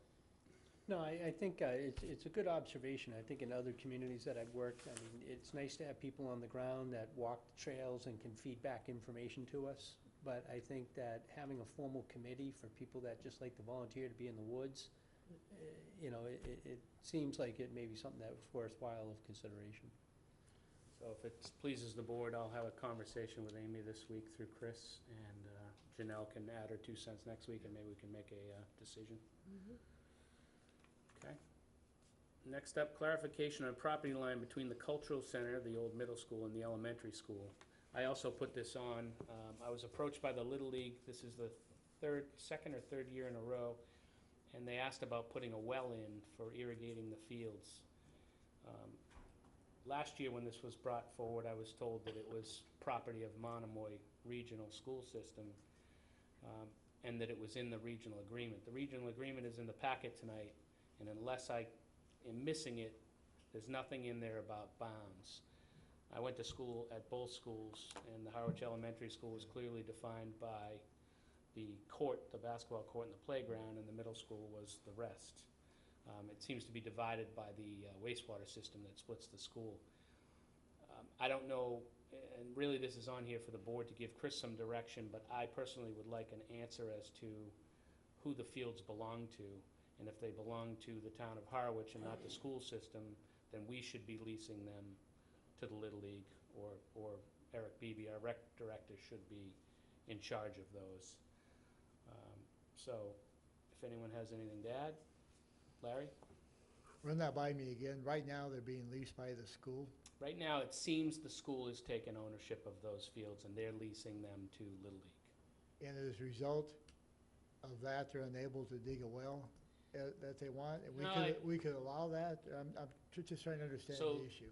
I've been asked, who do we see about putting fences up? Who do we see about expanding the field? Who do we Okay, see about? so unless we know the bounds, then it's. Right, it's right less now, the clear. school has taken that role, and they are leasing those fields, and they permitted the fence, and they permitted the expansion of the fields, but there is nothing in the regional agreement that says who No, owns that that's right. property. Chris? Well, go on, Liz. Go ahead. Thank you, Mr. Chairman. I'm a little confused. I mean, I have a 10-year-old who goes to the NCLP program in both the summer and during the school year.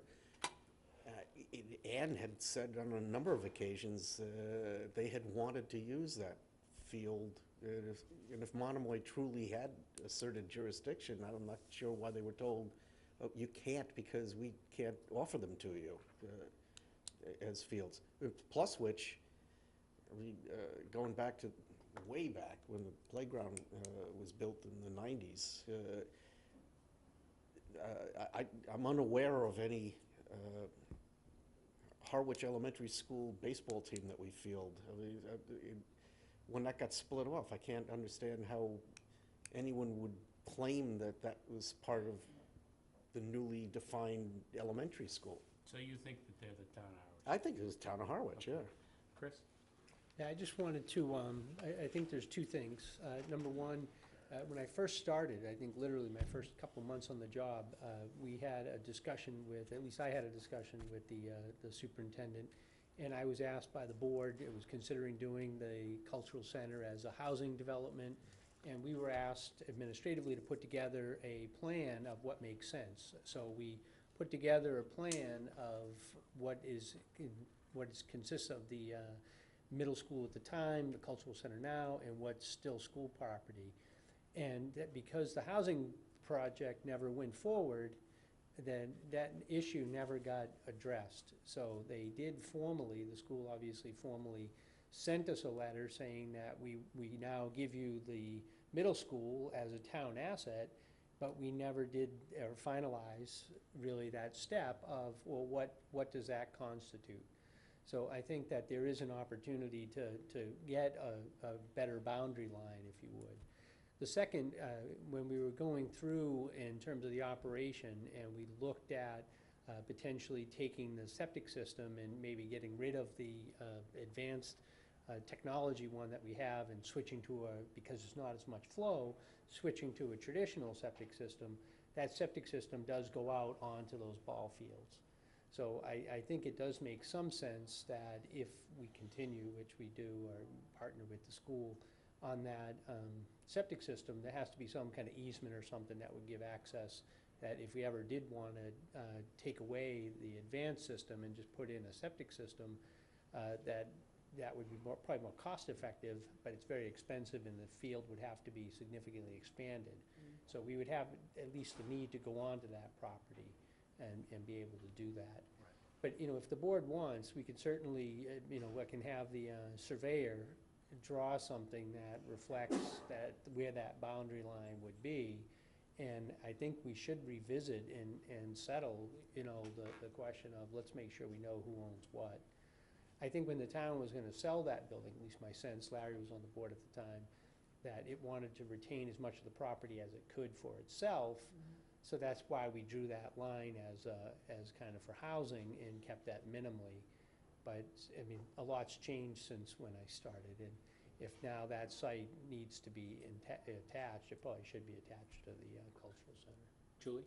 Yeah, and I would think that we would want like a formal existing conditions plan so that we could have that to accompany that building if at any point in time, to your point, we need the bounds, but we need an updated site plan, showing the septic, the leaching field, and all of those particulars. I think it's kind of, necessary. And with the expanding activities in the cultural Right. center, if there's an opportunity to lease those fields, it should really be the town leasing the fields and not the school.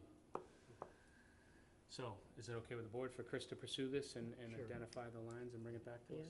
So the consensus would be to draw a line that includes the fields. I think you said, Mr. Chairman, The old parking lot is parking where lot. the boundary, and where the structure is there, the playground structure. They have a basketball Okay. court on their side. So what I'll do, I can give some direction.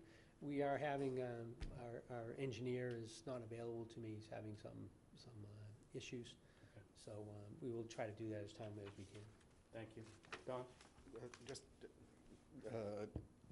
as an additional point, they don't use the basketball court as a basketball court largely. So, it would make sense if the elementary school had jurisdiction over that because they're using it for kickball and stuff too.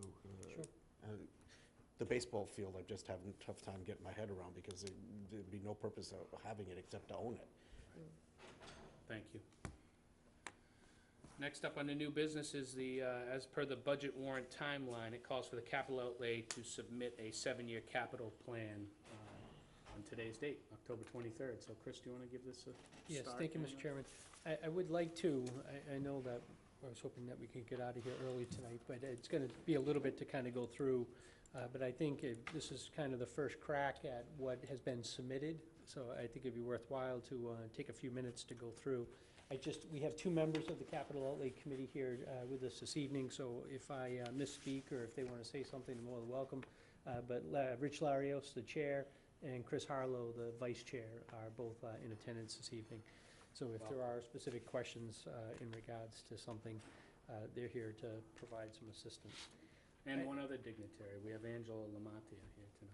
A former member of the board, and obviously the chair of the Finance Committee is here as I know well, Jack's. Jack Brown. So with that being said, the numbers are in this chart. You know, when you do a 7-year plan, it's hard to get all information in one vehicle. I think we've done that, but for presentation purposes, it would be brutal. So I'm gonna kind of just talk through a little bit some of these, but it is on the town's website. In terms of what I will focus to, this goes from FY19 to FY25. I'm going to avoid any reference to the out years and just focus on FY19. So with that in mind, I'm going to go. The second element here is I have been advised by council a couple years ago that CPC has jurisdiction over the applications that are submitted to CPC, but that they should be included in the capital plan.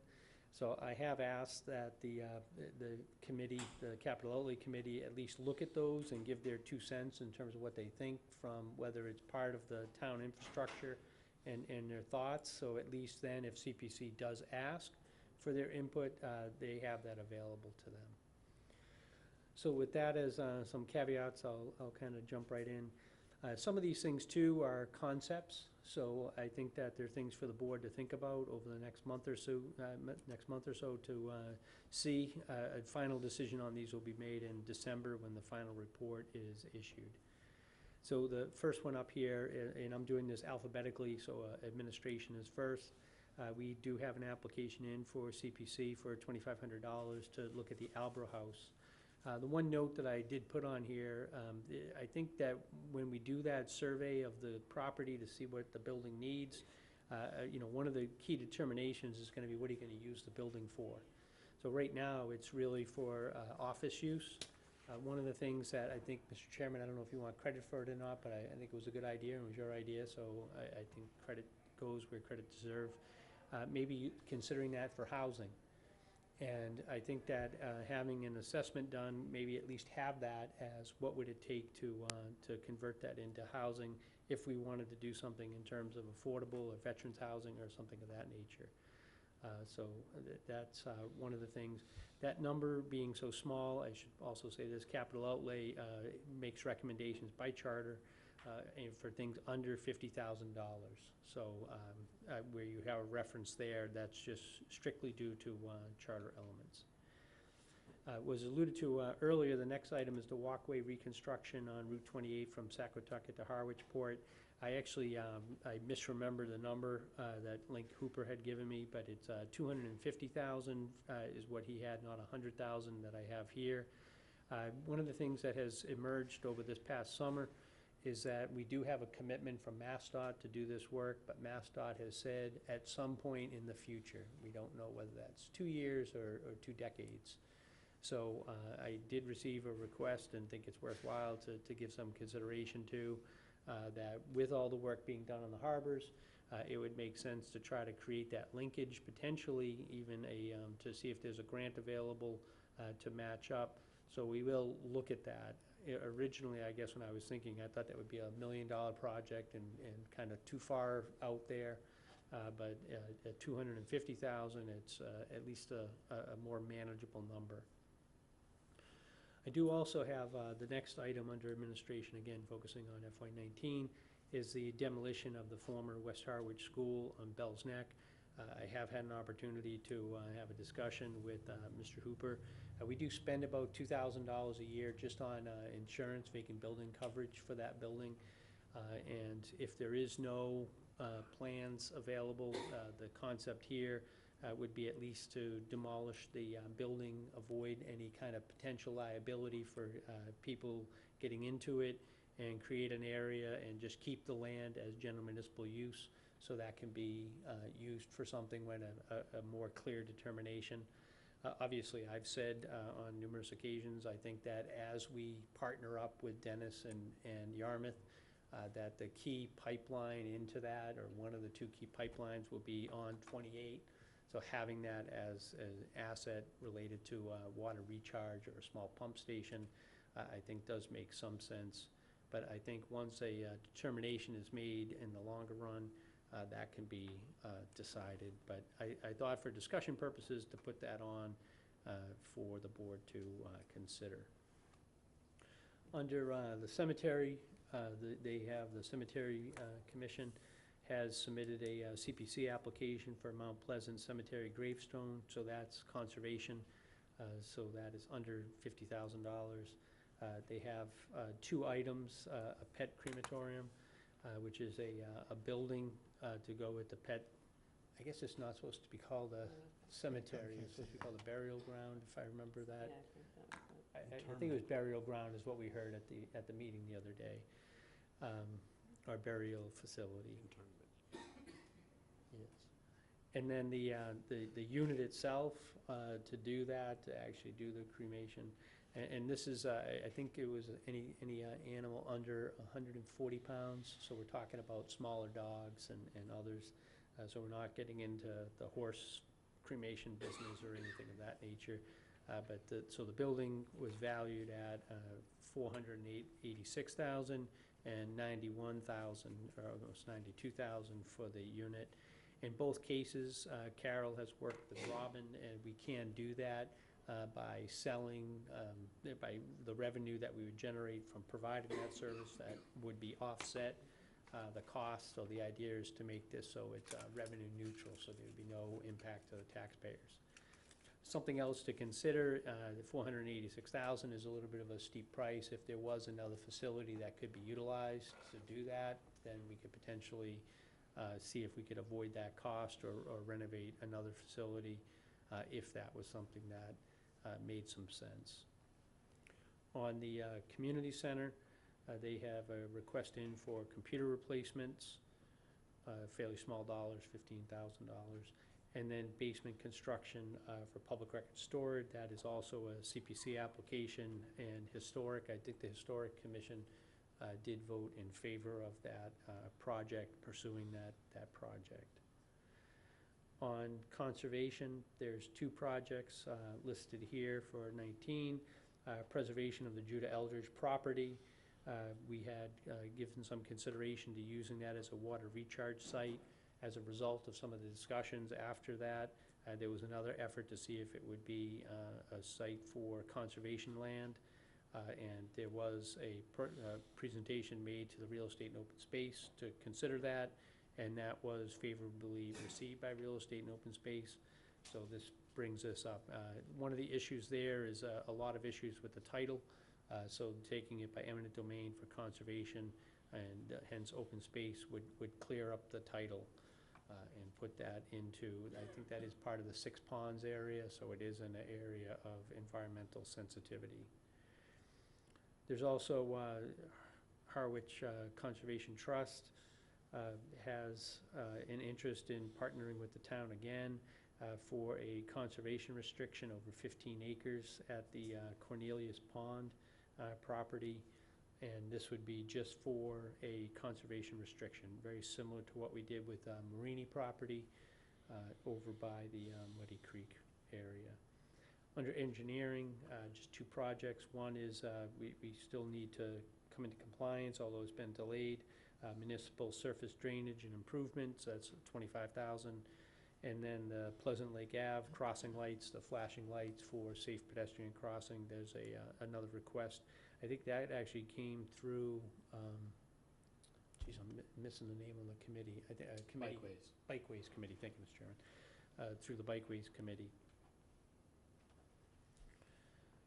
On the next area is facility maintenance. On facility maintenance, Sean Libby has coordinated with a lot of different town agencies to make sure that there's a comprehensive approach.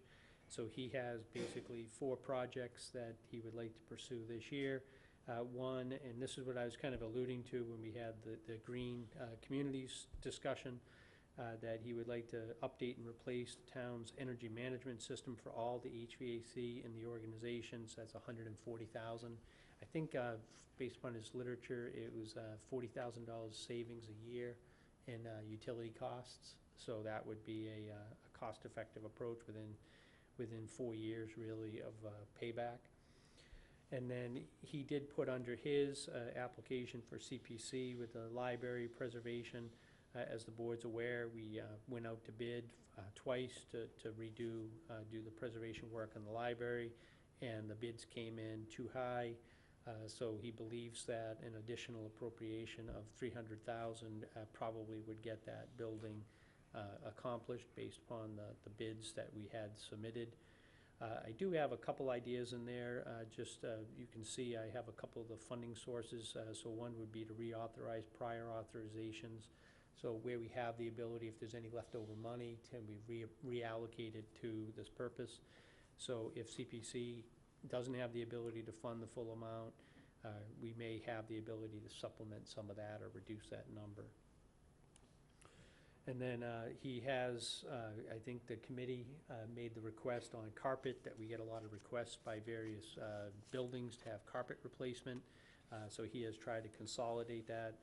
I believe the community center had carpet on there for a couple years, and now that's been incorporated, and there's an allocation for town hall as well, so that's $130,000. And then on the Albro and Brooks Academy boilers, he has an allocation in here for $40,000 to update those boilers. On the fire department has, we last year appropriated some money to commence the townwide radio system. I think they did they did a presentation already to the committee. The police and fire radio system, this would be a phased implementation. The project is about $1 million. They're actually looking at doing this over a period of time, so FY20 to 25. I just referenced that because we do have phase 2 of the town-wide radio system, some of the non-public safety. We appropriated money last year, and there is a request for $100,000 for 19 and $100,000 for 2020. I do very much appreciate the fire department kind of taking the lead and trying to find creative ways to stretch that out. So instead of having a one-time $1 million, and some of that, just for the board may recall, the state came in and said you have to change your radio system within 2 years, so we kind of put together an action plan to do that. The state's now backed off a little bit of that and has said you have a more extended period of time to do it without a specific deadline. So that does give us the ability to be a little bit more flexible. They have the deputy chief vehicle is being requested. Usually they do a trickle down, so he gets a vehicle, or in this case he gets a vehicle and then someone else gets a vehicle, and the worst vehicle in the fleet is the one that is segmented out of the operation. And then on air pack replacement program, it's $300,000. He believes that there's some grant money out there, so the town would have to have matching funds of $15,000, and the grant potentially would cover $285,000. One of the things that as these boards and as these departments look at grants, there are more opportunities to do grants in some areas, so he tries to match that up with what potentially he's able to obtain via grants. On the ambulance replacement program, we do replace an ambulance every other year. So in FY19, it is a year for the replacement of the ambulance. That's $340,000. And then really the big one for fire this year is the Station 2 building upgrade. I think they're coming in next meeting or the meeting after the committee to do a overview. Just as upcoming attractions, as we've heard from some of these building projects, costs are going up. So I think they want to just go through with the board and the public what some of their initial findings have been and what their recommendations going forward would be. On the golf side, all these items are paid by golf fees, but just they continually do landscape reclamation and tree removal, so that's $35,000. And then they also have landscape and hardscape for operational safety and traffic coordination, so they have $50,000 for that. That would also come out of their fees. And then to build some new cart paths, and that's $24,000. On the Harbor Master is the next one. John and I continue to invest a lot of time and energy into this project. Trying to find a way to kind of structure this. I do need to make some revisions here. we are still working on the value engineering items that we had mentioned. We have got the plans. I do owe you, Mr. Chairman, that amendment too. I'll get staff to get that on for the board's information. So we do have the redesign of some of the elements, instead of having the pilings, to do the helical coils. And we're trying to get a sense for what that value is going to translate to. So first we had to get the drawings, now we have to get a sense for what does that translate to in terms of value. So we are very much in the process of doing that. We have also continued some discussions with the contractor who's in this business to get some numbers in terms of estimates of what they're talking about. And then obviously we'll get some numbers from our engineering consultant.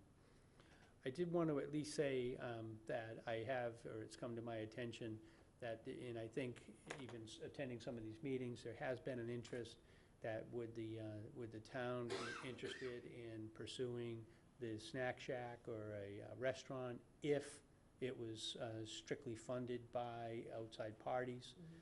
So we have received some inquiries if the board is comfortable with that, so it wouldn't be a taxpayer obligation, but something that we would do potentially an RFP to construct the facility and the necessary attachments to that, and have a bidder come in, similar to what we did at the golf course. If there is an interest, which there appears to be a serious interest, it may be worthwhile for us to put together a request for proposal and flesh that out to see if that makes sense. So if we were to do that, which I think is a great idea, we also need to do that fairly quickly in terms of the septic system, right? In terms, we need the Yes. larger. Yes, yeah, and we just had our discussion. I think I've been seeing John more than any other department head over the last month or so, trying to figure out what we're gonna do, but that absolutely would be part of the thought process. And then I just have in here, we do have several grants that are in and pending. So we have a $250,000 ADA boardwalk grant towards that project, a ADA grant that's being submitted through CPC for $250,000. So that's a CPC request. And then we have a Seaport grant for the land side, which is $1 million, and we're assuming a decision will be pending in January for that. I think that it probably makes sense to leave this on, so if we go back to town meeting and need some kind of supplemental appropriation or some action, that we have at least a vehicle to do that. I put the 900 in there strictly as a placeholder at this point. And then the next one that he has for 19, and this may be one that at least I would give some thought to. You know, it's been busy down at the harbor, and I think it's important for John to be able to focus on the current projects at hand, but he does have a study for $56,000 for the Allen Harbor Jetty. I think kind of, at least from my perspective, it may make some sense to delay that a little bit and see if we can focus on, let's get Zacatucket squared away, and then the focal point. A later ask for that, the initial estimate is about $2 million to do some repair to that jetty. So that would be a fairly substantial project in an out year. On the library, I did already reference their exterior preservation under facility maintenance, so that is something that they have a very large interest in. And then I do have in there, we may be able to repurpose some funds, I think I alluded to that, to decrease that. And then they have also a smaller request, so CPC.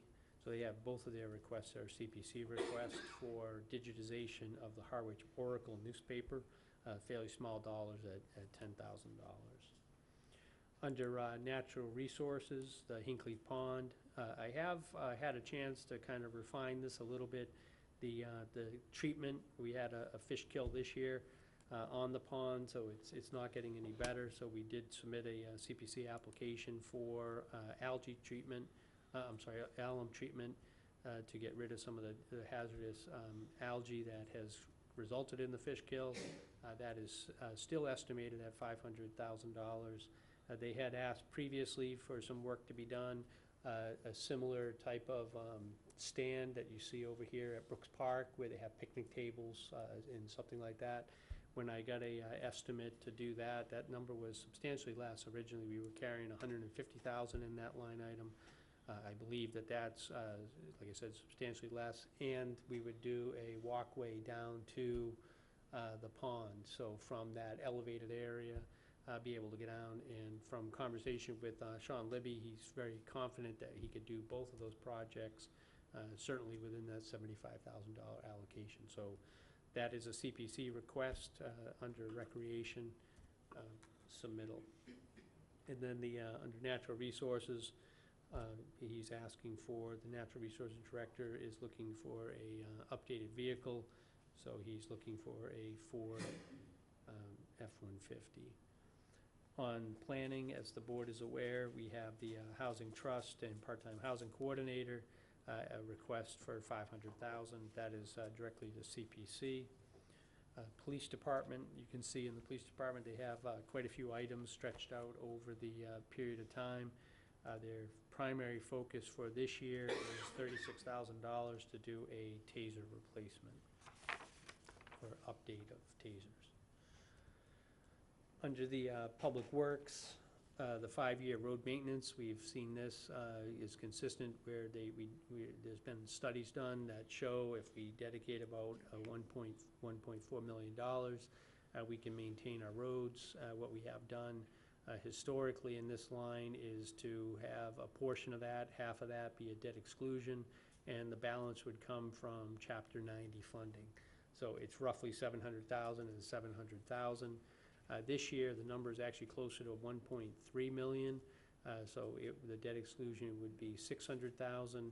And then, as the board may recall, in last year's, we did do a grant, or actually we were able to identify county money to do the West Harwich Route 28 design from the Herring River Bridge to the intersection of Division Street with the town of Dennis. So we have been receiving favorable information on that. If we are successful in getting that project done, then the feds would come in through the TIP program, Transportation Improvement, and they would pay the $5.6 million to do that. So it's an investment of spending $300,000 to do the design with the hopes that then we access the $5.6 million. So as I just alluded to, the number on the 5-year road maintenance was about $600,000. We would do $100,000 out of add to that, so we would keep the 1.4, $600,000 for roads, $100,000 to continue that work on the design in the West Harwich. Just on a comment on that for the debt exclusion, because we do that every year, where we actually borrow that mostly on short term, 5 years or less, and we generally are able to roll that over. So tax impact wise, we usually spend a fairly consistent amount of money that year. So as things fall off, we add items into it. I don't want to say it's tax neutral, but the idea is that by doing that, rolling it over and having a similar amount, we try to moderate the impact to the taxpayers. Lower County Road is $4.5 million. This one, I think that at least I'm having some concerns that, and I'll allude to, the water department needs to go in there and be able to do their tie-ins and replace some of the pipes. And I think that if we authorize that money for this year, that we may have two things going on at the same time.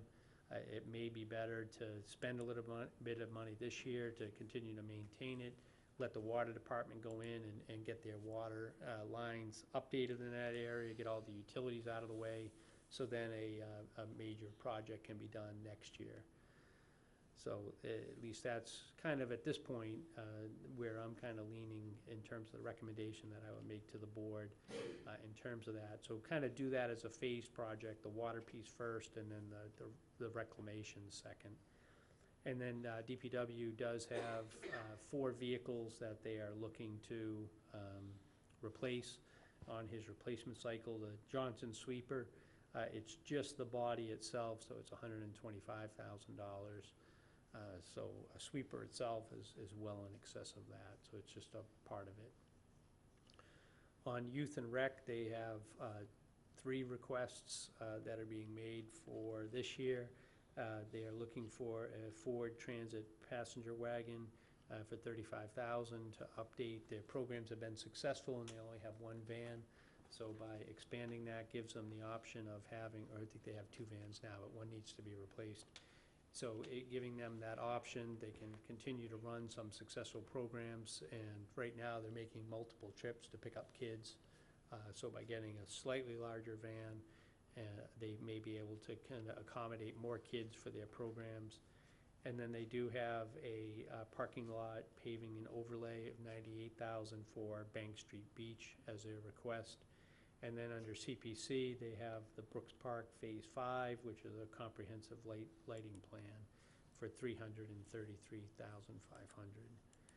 On the town clerk, a records retention, contracting out for records review and reduction, primarily in this building, with the idea that it would then move over, once they've been culled through, to the community center for a more permanent location. The basement of this building is just not suitable for record storage. It's really a difficult place. In terms of wastewater, wastewater has 2 primary components and then more of a secondary component. The tie-in to the pipes and the pump station in Chatham. These are consistent, these numbers are consistent with what was previously submitted last year. As the board would recall, last year the project was $34 million with the idea that we voted $12 million, the community voted, and this is the balance. So we did the working on the design, and this is the construction. So the first part is the tie-in pipes. So this would be a shared amount with Chatham for the pipes to interconnect to their system and specifically their pump station. And then the second one is $20,280,000 for the Pleasant Bay South Watershed Collection System. This is the construction piece because the design has already been voted.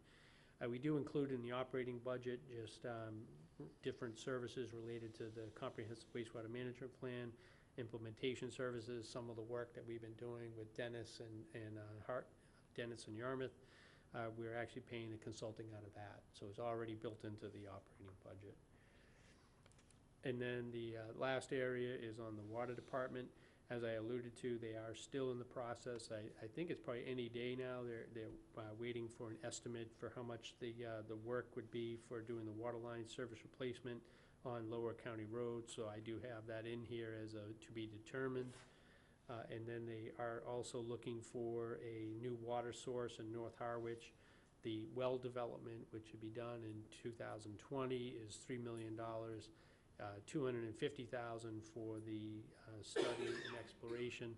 Water Enterprise pays for all these elements as part of their operation, so this would not fall to the taxpayers through their taxes, but would be assessed within their water fees.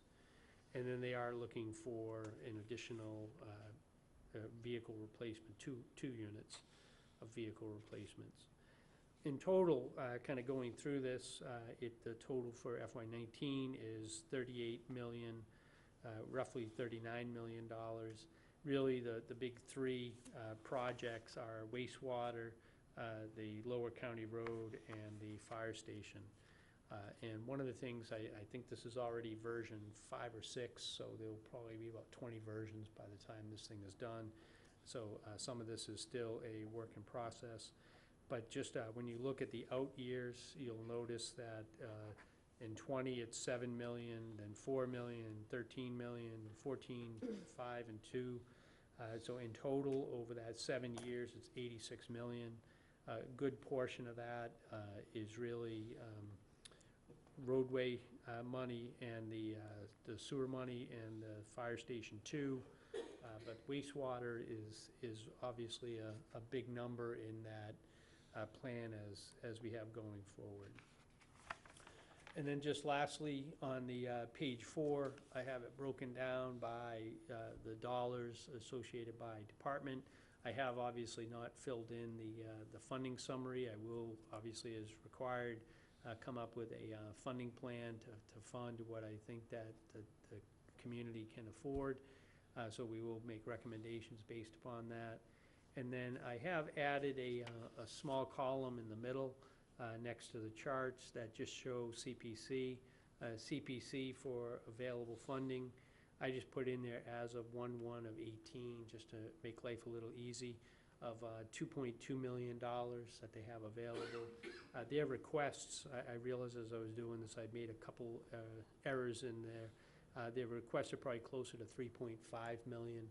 So they're about $1.25 million above the amount of requests versus the amount available. I have been asked by the chair, I think it's perfectly reasonable, the new chair, to see if we can prioritize town requests. So we will do that to give a higher level to those that we'd like to see try to go this year, and a lower level to those that may be able to be deferred. Thank you, Chris. Before we get too into the weeds on individual items, just so the board, this is a very preliminary plan. Capital Outlay has not, come on up, Rich. Yes, Capital Outlay hasn't gone through all of these items yet. They're getting their first round of presentations, so with that, Rich Yes, Larios. hi, I'm Rich Larios, the chairman of Capital Outlay. There's a test now, so if I ask you a couple of questions, you can repeat back what Chris has lived with in the past couple of weeks. Chris has given you a description of the requests, and they are requests. You also have, there's a column there that says priorities. Those are Chris's priorities, okay? And also funding sources are questionable right now. So as the committee stands, we vote on projects that are 50 grand or better. So it's sort of misleading when you see the 25,000s and 35,000s, but he's sort of lumped together. If you had one general category, they could be 50 grand, but they're still individuals. We don't vote on those. The committee itself has heard about 50% of the requests. No votes have been taken. So we are clear, and we're still open for suggestion, and we still haven't debated and come back. We've scheduled about 5 meetings. The due date, I think, is December 14th. That's Chris's final, and that final shows the Capital Outlay Committee's vote in support. In the past, there's been some non-support for Chris's recommendations, but the majority has been full support. But by the 14th, you'll have a finished product. We've only heard about 50%. We have 5 meetings, which means we're literally going to meet every week through November to get the job done. Chris also mentioned the CPC and the new methodology. We also feel that we can work closer with CPC in terms of strengthening the recommendation or showing our support. I think we did this last year with the library and going back and supporting some of the stuff that was originally voted negatively, and we came in and showed our support that we thought it was good. One of the things that we asked for, and it doesn't appear there, and then Chris works with it daily, is a debt service, the availability, and that doesn't show on the report that you, or the sheet you show there. That's critical to us. We sort of want to know what's going on versus what's coming off. Sort of want to keep the curve straight, level, and not up. And we'd like to see it down, but if we can keep a level curve, we're real happy. So another report that Chris provides, what you don't have, is the debt service, and that's critical to us. And that's it. I mean, we're in good shape. The next 5 weeks are critical for us, and you'll hear the final report. Great. Thank you, Rich. Thank you, Chris. Don, Thanks to Chris. He's the guy. any comments, Don? Yeah, thank you, Mr. Chair. I want to reiterate that, yeah, there does appear to be a whole bunch of non-capital things in the capital plan as you go down the columns.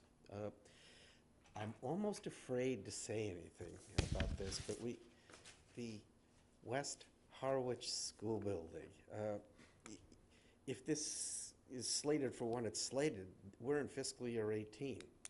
Fiscal year 19 is next year. I mean, there were people, and I'm only throwing out disparate items here that I can recall. There's CPC money that was appropriated for historic windows. There was at least one vision, if not two, where the folks were looking to try to obtain a license similar to the South Harwich meeting room, one of which was integral to that vision of West Harwich being a historic district. It was supposed to be the receptive area. I'd kind of like to make sure that, since it's not my building, it's everyone's building, that we do this in a very forthright way, because it's next year. Julie?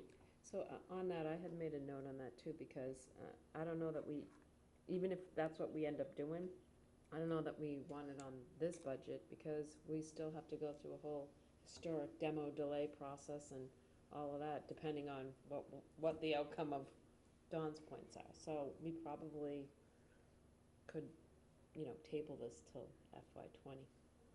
Larry? Yeah, I think, I'm glad Chris put it on, only because it prompted this discussion. But I agree with what's said. It's too early right now. We need to give people a chance. Chris, anything on that? I try to react to what the board wants. I wanted to get a discussion started, so I guess mission accomplished. Yeah, so this will No, be brought Up to the back. board. I'll leave it on for 19, and then when, I think in fairness, the capital outlay committee has not heard the presentation. They don't, Well, it's they under don't 50. know it's on. Oh, we would still hear it. Yeah, you'd hear it. But just, if the board wants that, you can always move these things in December when we go through the process. Yeah, we'll bring this back for a full conversation. Julie? And then also though, on the Albro House, I'm just wondering what the boilers, 40,000, we can probably table that too till we figure out what exactly we're gonna do with it, right? I mean, we don't wanna replace boilers and then decide we're gonna do something different, or, I don't know, I'm just thinking that. Done that before. We could probably table, I'm just thinking we could probably table the 40,000 on the boilers till we have a better understanding of what we're gonna do. I would agree with that, and this is about ready to break down. Well, true, yeah, we don't, You oh, know, I mean, That's know what it's I need, obvious, I need to get an but you need to- assessment from you need- Sean in terms of it. My Or we sense is that evaluate. they're, It's obvious what you said, but just do. Well, if there's a sense that it might, we leave it on there and we just don't do it, Yeah. if it doesn't need to be Right. done. Mhm. Anything else on this? I know, it's preliminary. Right, We'll- preliminary. I'd like to see the West Harwich number at a $30,000 number rather than a $750,000 number, which is what it was last year, so. We have 3 years worth of 750. yeah, and just in fairness for that, we do have a little bit of experience in terms of when we demoed the gas station and the pizza place over on Downey property. And so that number is, we could potentially have to be a little bit lower. That does entail DPW renting the equipment and then hauling it off, so that would be paying just for the removal cost. That does not pay any of the labor, so we would be doing the labor in-house. I thought we had also had, I thought this had gone through demo delay, but, Don? Just one other thought for this. I mean, it would seem to me that the whole point of the capital plan is you're only talking about the last year that you're adding if you're really serious about a capital plan. I mean, somewhere or another, we've lost our way here. That's the other reason I was noticing the West Harwich School Building, because we haven't actually got a firm, yeah, we're gonna do this, and yet it seems like it's been bumped up to an action item for the next fiscal year.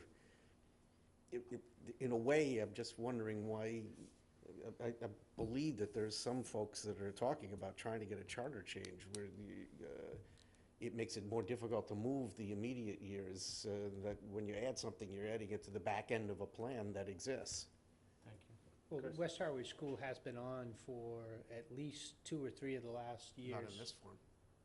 In this, not in the form of, but there's been discussion about what to do with that building at least for the last 2 to 3 years. We've had no respondents to the last 2 RFPs on that as well.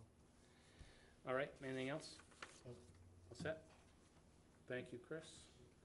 Thank you, Rich. Thank you. Town Administrator's Report. Thank you, Mr. Chairman. Just a couple things.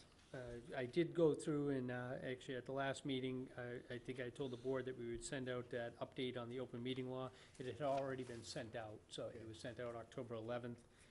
I did look at the distribution list. I don't know if all boards and committees got that, so I will check and see. I know we sent it out to all department heads and some boards and committees, but that should probably go to all boards and committees.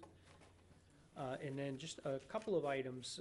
I was actually at a finance committee meeting, and they had pointed out, Noreen Donahue, which I appreciate very much, we have the schedule, and we had actually the joint meeting on February 10th.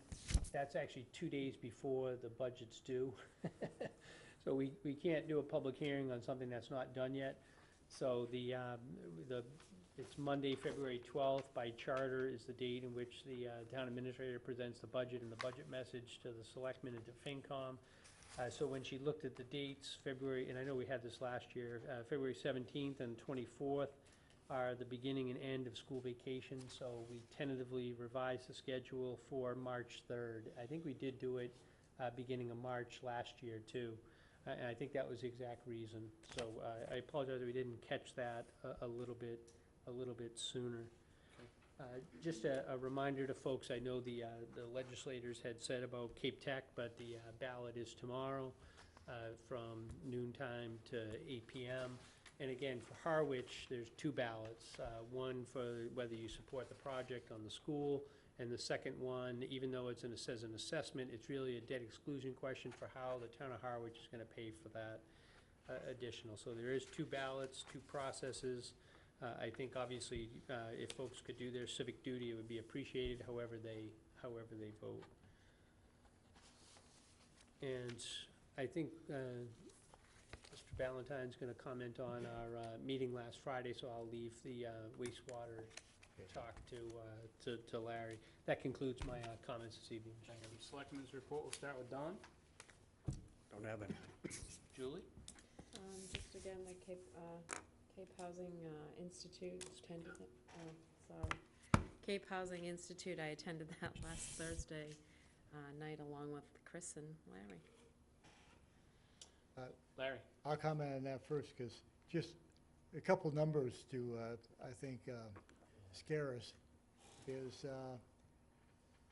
income for, the median income on Cape Cod in 1980 was a little over $34,000. The median income basically now is, and that's adjusted for today's dollars. Today's median income, according to these, is a little over $36,000. So what's that? 37 years, we've gone up about $1,000 in median income. Housing prices, in 1980, the average was $175,750. Today's average is $443,000. Those are striking numbers of kind of the basis of our issues in front of us. We can throw a lot of numbers, but we don't want to show off. But those are ones that are. I've been meeting, as you know, as your representative to the wastewater community partnership between Dennis, Yarmouth, and Harwich. Discussions are still preliminary at this point. A lot of the discussion right now has been centered around 3 ideas. The one is public outreach. How do we let people know what a regional plan looks like and what the advantages are and disadvantages? And some of our discussion last week was costs associated with that and cost savings. And very preliminary numbers, if you look at the cost savings of regionalizing a sewer plant with Denison, Harwich, and Yarmouth, and the recharge area, doesn't include the collection phases. Dennis could potentially see a savings of 54%, Harwich 52%, and Yarmouth 37%. If we include the collection systems, which we'll have to pay for those regardless whether we regionalize or not, those potential savings are are obviously less, but they still range from 14% to 28%. And we're continually look at these numbers and how we can go forward to let people know what it's about. The other efforts that's going on is drafting the spatial legislation in order to get this approved by the State House. And we're cutting and pasting. I see Angela's worked on this in the past, but we're cutting and pasting from some other towns. And our hope is to bring this, it's being reviewed by council at the moment. Our hope would be to bring this to town meeting in May. This doesn't move it ahead per se, but will set the stage for us to move ahead. If we decide to regionalize, we'll at least have that paperwork done. The other action or item that's taking place is we're seeking a community compact grant to help us pay for the administrative costs of getting the spatial legislation in place.